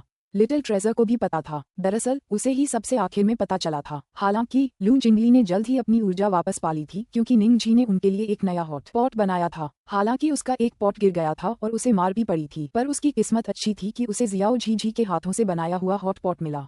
निंगक्षी ने हॉट पॉट के लिए आवश्यक सामग्री तैयार करने के बाद वह अपने कमरे में गई और कुछ बोतलें ले आई। फिर निंगक्षी लू टिंगजियाओ के पास बैठ गई और सहयोगी लू टिंगजियाओ का चेहरा पोंछने लगी। जियांग मुये ने खाना खाने के लिए अपना सिर नीचे झुका लिया। आखिर जो आंखें नहीं देखती, उसका दिल दुखी तो नहीं होगा। लू जिंगली ने अपने होंठ मोड़े और पूछा, जियो शी, तुम क्या कर रही हो? तुम मेरे भाई पर ये स्त्रियोचित उत्पाद क्यों लगा रही हो? निंगक्षी ने उसकी तरफ आंखें घुमाईं। क्या औरतों वाले उत्पाद? पुरुषों का चेहरा भी बहुत मायने रखता है। और हाँ, ये स्किन केयर उत्पादों का एक सेट है जो मैंने खास तौर पर तुम्हारे भाई के लिए खरीदा है। इतने लंबे समय तक चेहरा ढका रहने से उसका चेहरा जरूर असहज हो जाएगा, इसलिए मैं बस उसे स्किन केयर मसाज दे रही हूँ। आहित, काफी अच्छा लग रहा है। जब छोटे बन ने उसकी बात सुनी तो उसने तुरंत ऊपर देखा और अपनी छोटी छोटी उंगलियों से अपने छोटे से चेहरे को छुआ तथा उत्सुकता से अपनी मां की ओर देखने लगा। निंगक्षी मुस्कुराई और अपना हाथ बढ़ाकर उस नन्हे बन के मुलायम चेहरे को छुआ। बच्चे का चेहरा तो और भी अच्छा लग रहा है। लू जिंगली ने जवाब दिया। मुझे लगता है कि मैं पहले ही भर चुका हूँ। जियांग मुये ने बताया कि जब से उसे पता चला है कि लू टिंगजियाओ निंगक्षी के साथ एक फिल्म की शूटिंग के लिए भेष बदलने की हद तक जा चुका है, तब से वह हर चीज से बेखबर हो गया है। वह अपना आपा भी नहीं खो सकता। उसका प्रतिद्वंद्वी बहुत ही क्रूर था। लू टिंगजियाओ का चेहरा बनाने के बाद निंगक्षी ने छोटे बन को खाना खिलाया और जियांग मुये को शक भरी नजरों से देखा। गोरी, तुम्हें कैसे पता चला कि मिंग्यू ही लू टिंगजियाओ है? तुमने तो लिटिल ट्रेजर और मुझसे भी पहले ये पहचान लिया था। ये तो समझ ही नहीं आ रहा। मैं जियांग मुये कुछ कहने ही वाला था कि अचानक एक तेज ठंडी निगाह ने उसे जकड़ लिया। वह ये कहने की हिम्मत कैसे कर सकता है कि ऐसा इसलिए था क्योंकि लू टिंगजियाओ उससे और जूनकीर से ईर्ष्या करता था, जिससे उसकी खामी उजागर हो गई। मुझे अभी अभी पता चला। तुम इतना क्यों पूछ रहे हो? तुमने तो मुझे पहले ही हरा दिया है, जियांग मुये ने आधे मन से जवाब दिया, फिर अपना मुंह खाना से भरने लगा। हे भगवान, अच्छा खाना मिलना तो पहले से ही बहुत मुश्किल था। दिल और शरीर पर कितनी यातना। अध्याय 1021। उनमें कमजोरियां होंगी। अध्याय 1021। उनमें कमजोरियां होंगी। अगले दिन निंगक्षी सुबह सुबह उठ गई और साधारण कपड़े पहन लिए। उसने गोंग शानगजे से ताओयुआन गांव में चीनी कला के महागुरु एल्डर सोंगजिन से मिलने का समय तय किया था। ताओयुआन गांव काफी दूर था, इसलिए वहां पहुंचने में लगभग 3 से 4 घंटे लगते। इसके अलावा गांव की सड़कें भी अच्छी नहीं थीं, इसलिए गाड़ियां अंदर नहीं जा सकती थीं। इसलिए निंगक्षी ने गाड़ी न चलाने का फैसला किया और लंबी दूरी की बस के टिकट खरीद लिए। इससे पहले स्टूडियो में निंगक्षी और गोंग शानगजे ने सोंगजिन के साथ अपनी रणनीति पर विस्तार से शोध किया था। इसमें एल्डर सोंग के जीवन भर के सभी कार्य और जानकारी, खासकर उनके व्यक्तित्व और प्राथमिकताओं, शामिल थीं। दुर्भाग्य से उनके शोध के परिणाम बहुत आशावादी नहीं थे और बहुत कम जानकारी सामने आई। जैसे जैसे कोच धीरे धीरे शहर से बाहर निकल रहा था, निंगक्षी सीट पर टिककर सिर दर्द से अपनी नोटबुक पर भरी हुई जानकारी को देखने लगी। हाय, उनके साथ काम करना मुश्किल है। जो लोग एल्डर सोंग के स्तर तक पहुंच सकते हैं, वे कम से कम असाधारण तो हैं ही। उनसे कृपा पाना तो बहुत मुश्किल है। उसके बगल में गोंग शानगजे भी अपने आईपैड पर सोंगजिन का काम देख रहा था। उसने बुदबुदाते हुए कहा, एल्डर सोंग अब अकेले रह रहे हैं, इसलिए उनके करीबी लोगों के जरिए उनके बारे में जानकारी हासिल करना बेकार होगा। सबसे बुरी बात यह है कि एल्डर सोंग को उन लोगों से खास नफरत है जो उनकी शांति भंग करते हैं। जो लोग पैसे या दूसरी चीजों का इस्तेमाल करके उनकी चापलूसी करना चाहते हैं, उनके कामयाब होने की संभावना बहुत कम है। हाँ, अगर वह इंसान है तो उसमें कोई कमजोरी जरूर होगी। ऐसा हो ही नहीं सकता कि उसमें कोई खामी ना हो। सिर्फ बात करने से कोई फायदा नहीं। चलो, जब हम उससे आमने सामने मिलेंगे तब बात करेंगे। ठीक है। गाड़ी में निंगक्षी ने अपना सिर झुका लिया और सो गई। जब उसकी आंख खुली तो वे बस पहुंचने ही वाले थे, क्योंकि निंगक्षी और गोंग शानगजे आखिरी स्टॉप पर उतर रहे थे। बस में सिर्फ वे दोनों ही बचे थे और वह जगह सचमुच किसी भूतहा कस्बे जैसी लग रही थी। खैर, इसमें कोई आश्चर्य की बात नहीं थी, अन्यथा दृश्य इतना प्राकृतिक नहीं होता। वाह, यहाँ का दृश्य कितना सुंदर है। जैसे ही उसने अपनी खिड़की के बाहर हरे भरे जंगल को देखा, निंगक्षी का मन तुरंत प्रसन्न हो गया और वह प्रकृति की सुंदरता पर आश्चर्यचकित हुए बिना नहीं रह सकी। गोंग शानगजे ने सिर हिलाया, हवा भी कितनी ताजा है। ये तो शुद्ध हवा है, इसमें कोई धुंध नहीं है। मुझे इसे और अंदर लेना चाहिए। निंगक्षी ने अपनी आंखें बंद कर लीं और कुछ गहरी सांसें लीं। गांव में प्रवेश करने तक प्रतीक्षा करो, दृश्य और भी अद्भुत होंगे, गोंग शानगजे ने कुछ उत्सुकता से कहा। एल्डर सोंग सचमुच जीवन का आनंद लेना जानता है। ऐसी जगह पर उसे ढेर सारी रचनात्मक प्रेरणा मिलनी चाहिए, है ना? दोनों बातें करते करते आखिरी स्टॉप पर पहुंच गए। निंगक्षी ने जल्दी से अपना बैग उठाया और गोंग शानगजे के साथ बस से उतर गई। अब हम कहाँ जाएं? निंगक्षी ने अपने सामने फैले सीमाहीन धान के खेतों और जंगलों को निश्चिंत होकर देखा। उसने मन ही मन सोचा कि भले ही एल्डर सोंग उनकी मदद न कर पाए, लेकिन इस छुट्टी को एक छुट्टी की तरह मनाना भी बहुत अच्छा होगा। अगर मौका मिला तो वह लिटिल ट्रेजर को खेलने के लिए यहाँ जरूर ले आएगी। पिछली बार जब वह लू टिंगजियाओ के साथ कैंपिंग पर गई थी और लिटिल ट्रेजर को साथ नहीं ला पाई थी, तो निंगक्षी को बहुत ग्लानि हुई थी। वह एक और ट्रिप पर जाकर उसकी भरपाई करने को तैयार थी। गोंग शानगजे ने अपने फोन पर GPS देखा। हम पहले इस छोटी सी सड़क पर चलेंगे और सीधे आगे चलेंगे। ठीक है, चलिए चलते हैं। निंगक्षी ने सड़क किनारे से एक आड़ू का फूल तोड़ा और जोश से भरी हुई आगे बढ़ गई। फिर आधे घंटे बाद वे दोनों दंग रह गईं। गोंग शांग जी, क्या हम खो गए हैं? गोंग शानगजे ने बेचैनी से अपना फोन क्लिक किया। लेकिन GPS बता रहा है कि रास्ता यहीं है। तो GPS हमें तैरकर पार जाने को कह रहा है। निंगक्षी अविश्वास से अपने सामने बहती चौड़ी धारा को देख रही थी। गोंग शानगजे ने आह भरते हुए कहा, यहाँ का इलाका जटिल है। मुझे लगता है कि GPS सटीक नहीं है। मैं इसे पढ़ते समय बहुत लापरवाह हो गया था। उनके पास लंबा रास्ता तय करने के अलावा कोई चारा नहीं था। आखिरकार जब उन्हें एक छोटा सा आंगन मिला, तब तक शाम हो चुकी थी। अध्याय 1022। एक बार अपने आदर्श से मिलिए। अध्याय 1022। एक बार अपने आदर्श से मिलिए। ताओयुआन गांव में हर घर एक दूसरे से कुछ दूरी पर था और सोंगजिन तो बाकियों से खास तौर पर दूर रहता था। पहली बार किसी को ढूंढने यहाँ आना वाकई एक चुनौती होगी। शुक्र है कि उन्हें उसका स्थान मिल गया और उनकी खोज सफल रही। उन्होंने एक पुराना आंगन देखा और पास ही एक घर की छत पर धुआं उगलती चिमनी भी। घर के पीछे धान के खेतों वाला घना जंगल था और आंगन के अंदर से उन्हें एक बूढ़ी गाय की ट्रिप गुनगुनाहट सुनाई दे रही थी। जंगली सीमाओं वाले विशाल जंगल, घर के पास धान के खेत, 10 एकड़ में फैला एक घर जिसके आसपास कुछ घर हैं। घर के सामने आड़ू के पेड़ और घर को छाया देने वाले विलो के पेड़। दूर एक गाँव में एक घर है जिसकी चिमनी से धुआं निकल रहा है। ऐसा लग रहा है जैसे एल्डर सोंग ताओ युआनमिंग के प्रशंसक हैं। निंग शी हंसी। पूरे दिन भागदौड़ करने के बाद गोंग शांगजे थकान से गिरने ही वाला था। फिर भी उसने मुड़कर देखा कि निंग शी अप्रत्याशित रूप से अभी भी ऊर्जावान थी और उसने इतनी भावपूर्ण कविता भी सुनाई थी कि वह सचमुच अवाक रह गया। आंगन में कोई दरवाजा नहीं था। लकड़ी से एक बाड़ लगाई गई थी और दोनों ने लकड़ी के दरवाजे तक जाने से पहले खुद को साफ किया। नमस्ते, क्या एल्डर सोंग घर पर हैं? गोंग शांगजे ने आंगन की ओर देखते हुए पूछा। अंदर से कोई हलचल के निशान नहीं थे। हालांकि चालू चिमनी को देखकर लग रहा था कि घर पर जरूर कोई होगा। दोनों ने कुछ और बार आवाज लगाई और थोड़ी देर बाद अंदर से एक साया बाहर आया। उस व्यक्ति ने एक खुरदुरा सा लंबा चोगा पहना हुआ था। उसकी सफेद दाढ़ी थी और वह जिंदादिल था, मानो उन अमर लोगों में से एक हो।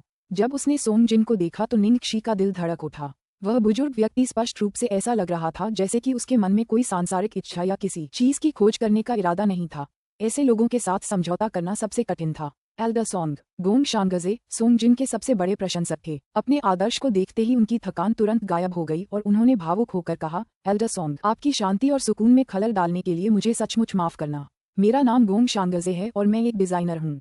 मुझे आपका काम बहुत पसंद है। आप मेरे पसंदीदा सुलेखक हैं और मैंने इससे पहले भी आपकी 10 मेढक की बेहतरीन कृतियां संग्रहित की हैं। गोंग शांगजे वाकई एक प्रशंसक होने के काबिल थे। वे सोंग जिन के काम से अच्छी तरह वाकिफ थे और उनकी आंखों में जोश और भावनाएं सच्ची और मासूम थीं। निंग शी के नजरिए से अगर इतना प्यारा और जोशीला प्रशंसक उनसे मिलने इतनी दूर आया होता तो वह कम से कम उन्हें एक कप चाय पर तो बुलाती। यहाँ कोई सुलेखक नहीं है, सिर्फ एक बूढ़ा आदमी है। कृपया चले जाइए। हालांकि सोंग जिन का हाव भाव शुरू से आखिर तक बहुत उदासीन रहा।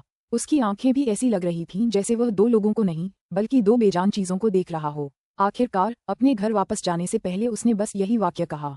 दरवाजा बेरहमी से बंद होते देख गोंग शांगजे निराश हो गया। हालांकि मैंने पहले से ही तैयारी कर रखी थी। निंग शी ने उसके कंधे थपथपाए। कोई बात नहीं, कम से कम एक बार तो अपने आदर्श को देख ही लिया। गोंग शांगजे ने अपना हौसला वापस पाया और घोषणा की, मैं थोड़ी देर और इंतजार करना चाहता हूँ। निंग शी की भी यही योजना थी। तो फिर थोड़ी देर और इंतजार करते हैं। हो सकता है एल्डर सोंग हमारी ईमानदारी देखकर हमसे मिलने को तैयार हो जाएं।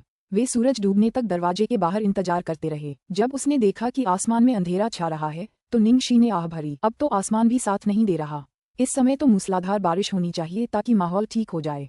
हालांकि मौसम साथ नहीं दे रहा था और रात के अंत तक बारिश की एक बूंद भी नहीं गिरी। बेशक उन्होंने सोंग जिन के मन बदलने का भी इंतजार नहीं किया। शांगजे, चलो कल फिर आते हैं। अगर हम देर से निकलेंगे तो हम आखिरी बस नहीं पकड़ पाएंगे। हालांकि गोंग शांगजे जाने के लिए अनिच्छुक थे, लेकिन उनके पास कोई और विकल्प नहीं था। अध्याय 1023 छोटे बन को मौज मस्ती के लिए बाहर लाओ। अध्याय 1023 छोटे बन को मौज मस्ती के लिए बाहर लाओ। अगले दिन निंग शी और गोंग शांगजे एक बार फिर ताओयुआन गांव पहुंचे। क्योंकि इस बार उन्हें अनुभव था और रास्ता भी पता था, वे दोपहर तक घर पहुंच गए। धान के खेतों के बीच में उन दोनों की मुलाकात सोंग जिन से हुई। सोंग जिन ने पुआल की टोपी पहनी हुई थी और चावल के पौधे रोप रहा था। सोंग जिन की रोपाई का हुनर साफ तौर पर बेहतरीन था और उनकी उंगलियां भी कुशलता से काम करती थीं। एक नज़र में तो वो बिल्कुल एक आम गांव के किसान जैसे लग रहे थे। पहली नज़र में किसने सोचा होगा कि वो वाकई एक मशहूर और विश्वविख्यात चीनी सुलेखक हैं। सोंग जिन ने अपनी आंखों के कोने से उन दोनों को देखा तो उसने ज्यादा प्रतिक्रिया नहीं दी। वह बिना किसी चिंता के अपने काम में लगा रहा। कल उनकी रणनीति नाकाम हो गई थी, इसलिए निंग शी ने अपना तरीका बदलने का फैसला किया और सीधे सीधे कहा, नमस्ते एल्डर सोंग, मैं स्पिरिट स्टूडियो की प्रभारी निंग शी हूँ और मैं हमारी डिजाइनर गोंग शांगजे हूँ। स्पिरिट एक फैशन डिजाइन कंपनी है जो ओरिएंटल शैलियों से प्रेरित प्रीमियम परिधान बनाती है। हमारे डिजाइनर को आपका काम बहुत पसंद है और साथ ही आपका काम हमारी शैली के साथ भी पूरी तरह मेल खाता है। इसलिए हम इस बार आपके साथ एक संभावित सहयोग पर चर्चा करने आए हैं।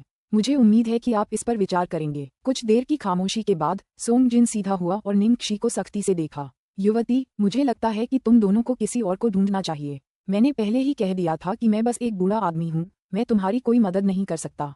निंग शी ने अवाक होकर अपने बाल खींचे। अरे, इस वाक्य में फिर क्या था? हालांकि इस वाक्य से यह पता चल सकता है कि सोंग जिन ने वास्तव में सांसारिक मामलों को त्याग दिया था और कुछ भी उनकी रुचि को आकर्षित नहीं कर सकता था। बड़े सोंग, क्या तुम इस पर थोड़ा विचार नहीं कर सकते? भले ही तुम्हें शोहरत या दौलत की परवाह न हो, पर क्या तुम नहीं चाहते कि तुम्हारा काम पीढ़ी दर पीढ़ी आगे बढ़े और उसका मूल्य बढ़े? निंग शी ने उसे समझाने की कोशिश की। जब उसने ये सुना तो सोंग जिन हिचकिचाने लगा। क्या किसी बात ने उसे प्रभावित किया होगा? निंग शी ने जल्दी से उसकी ओर देखा, लेकिन वह नीचे झुका हुआ था और फिर से अपने पौधों पर काम करना जारी रखा था। ठीक है, हम फिर असफल हो गए, लेकिन ये तो अपेक्षित ही था। सोंग जिन पहले ही शीर्ष पर पहुंच चुके थे और देश विदेश में उनकी ख्याति थी, तो फिर उन्हें किसी फैशन कंपनी के साथ काम करने की क्या परवाह थी। निंग शी और गोंग शांगजे ने बारी बारी से बूढ़े व्यक्ति को मनाने की कोशिश की, लेकिन अंततः वे असफल रहे। जाने से पहले निंग शी ने स्टूडियो की जानकारी घर के दरवाजे पर लगा दी। जब उसने गोंग शांगजे को उदास देखा तो निंग शी ने उसके कंधे थपथपाए और उसे प्रोत्साहित किया। हार मत मानो। जब लियू बेई जू गेलियांग को नौकरी पर रखना चाहता था तो उसे 3 बार उसकी झोपड़ी में जाना पड़ा था।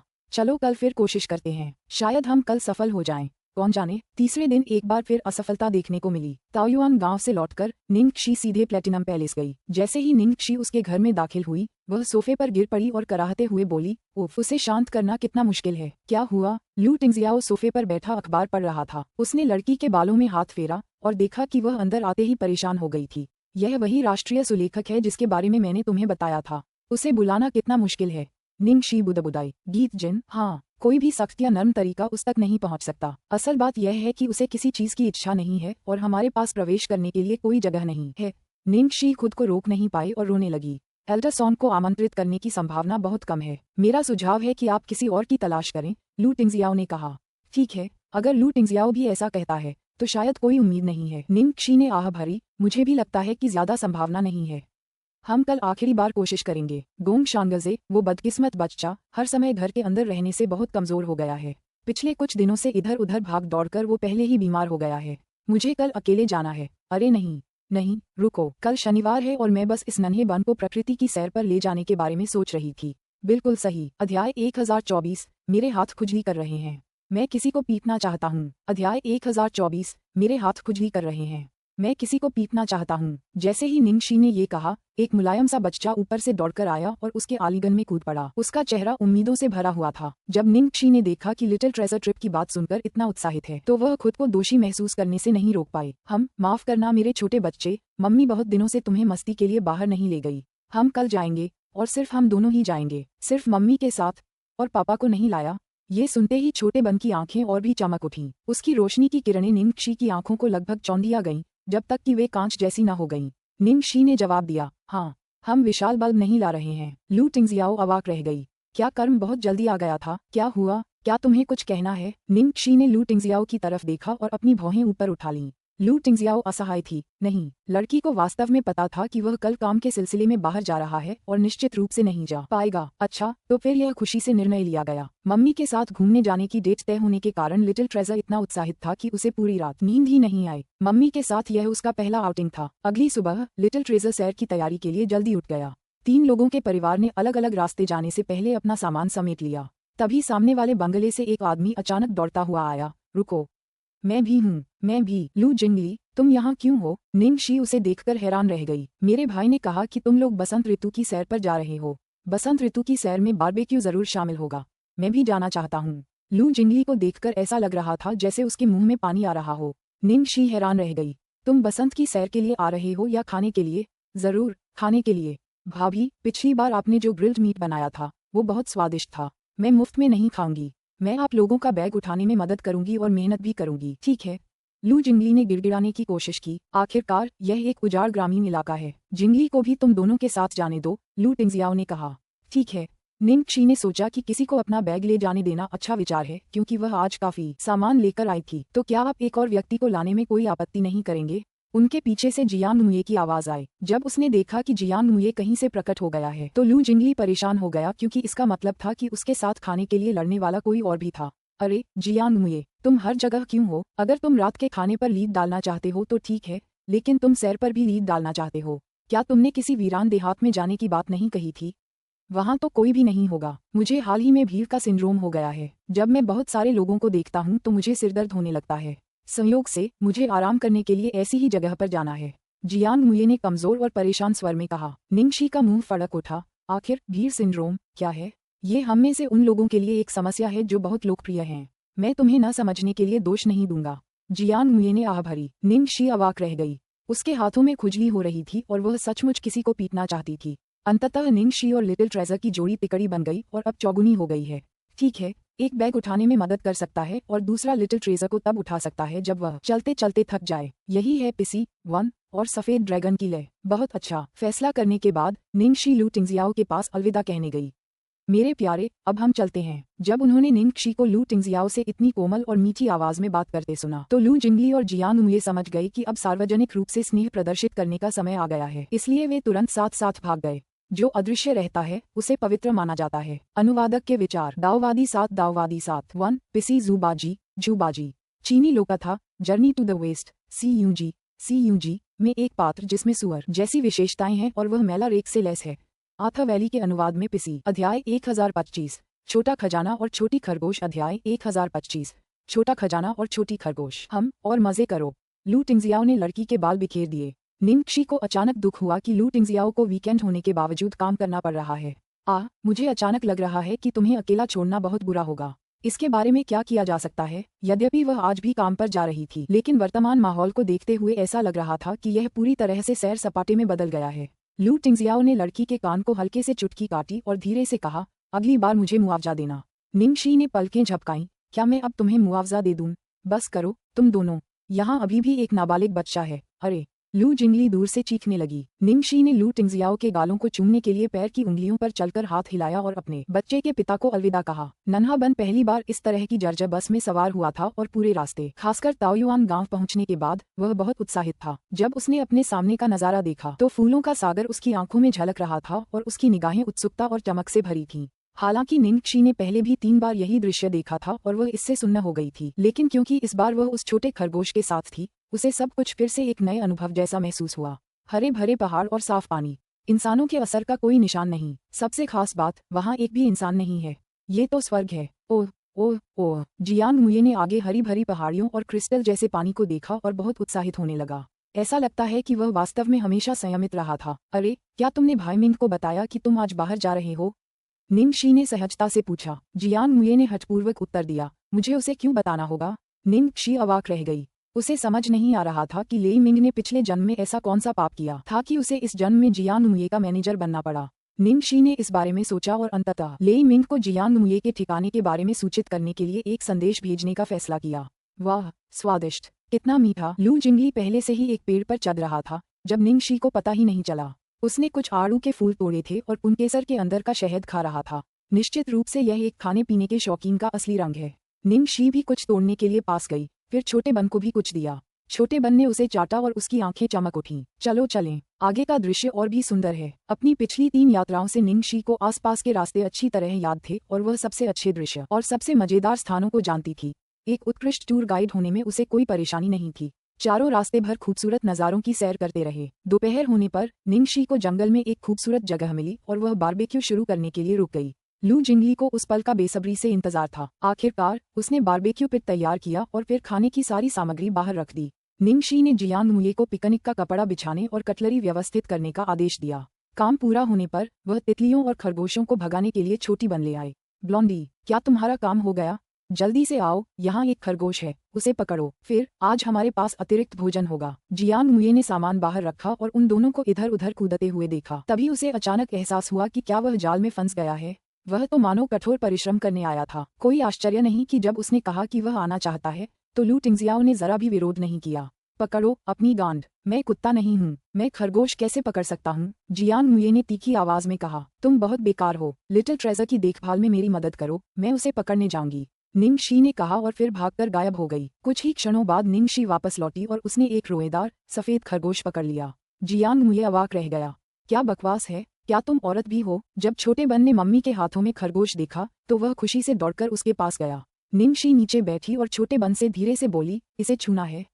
इसका फर बहुत मुलायम है।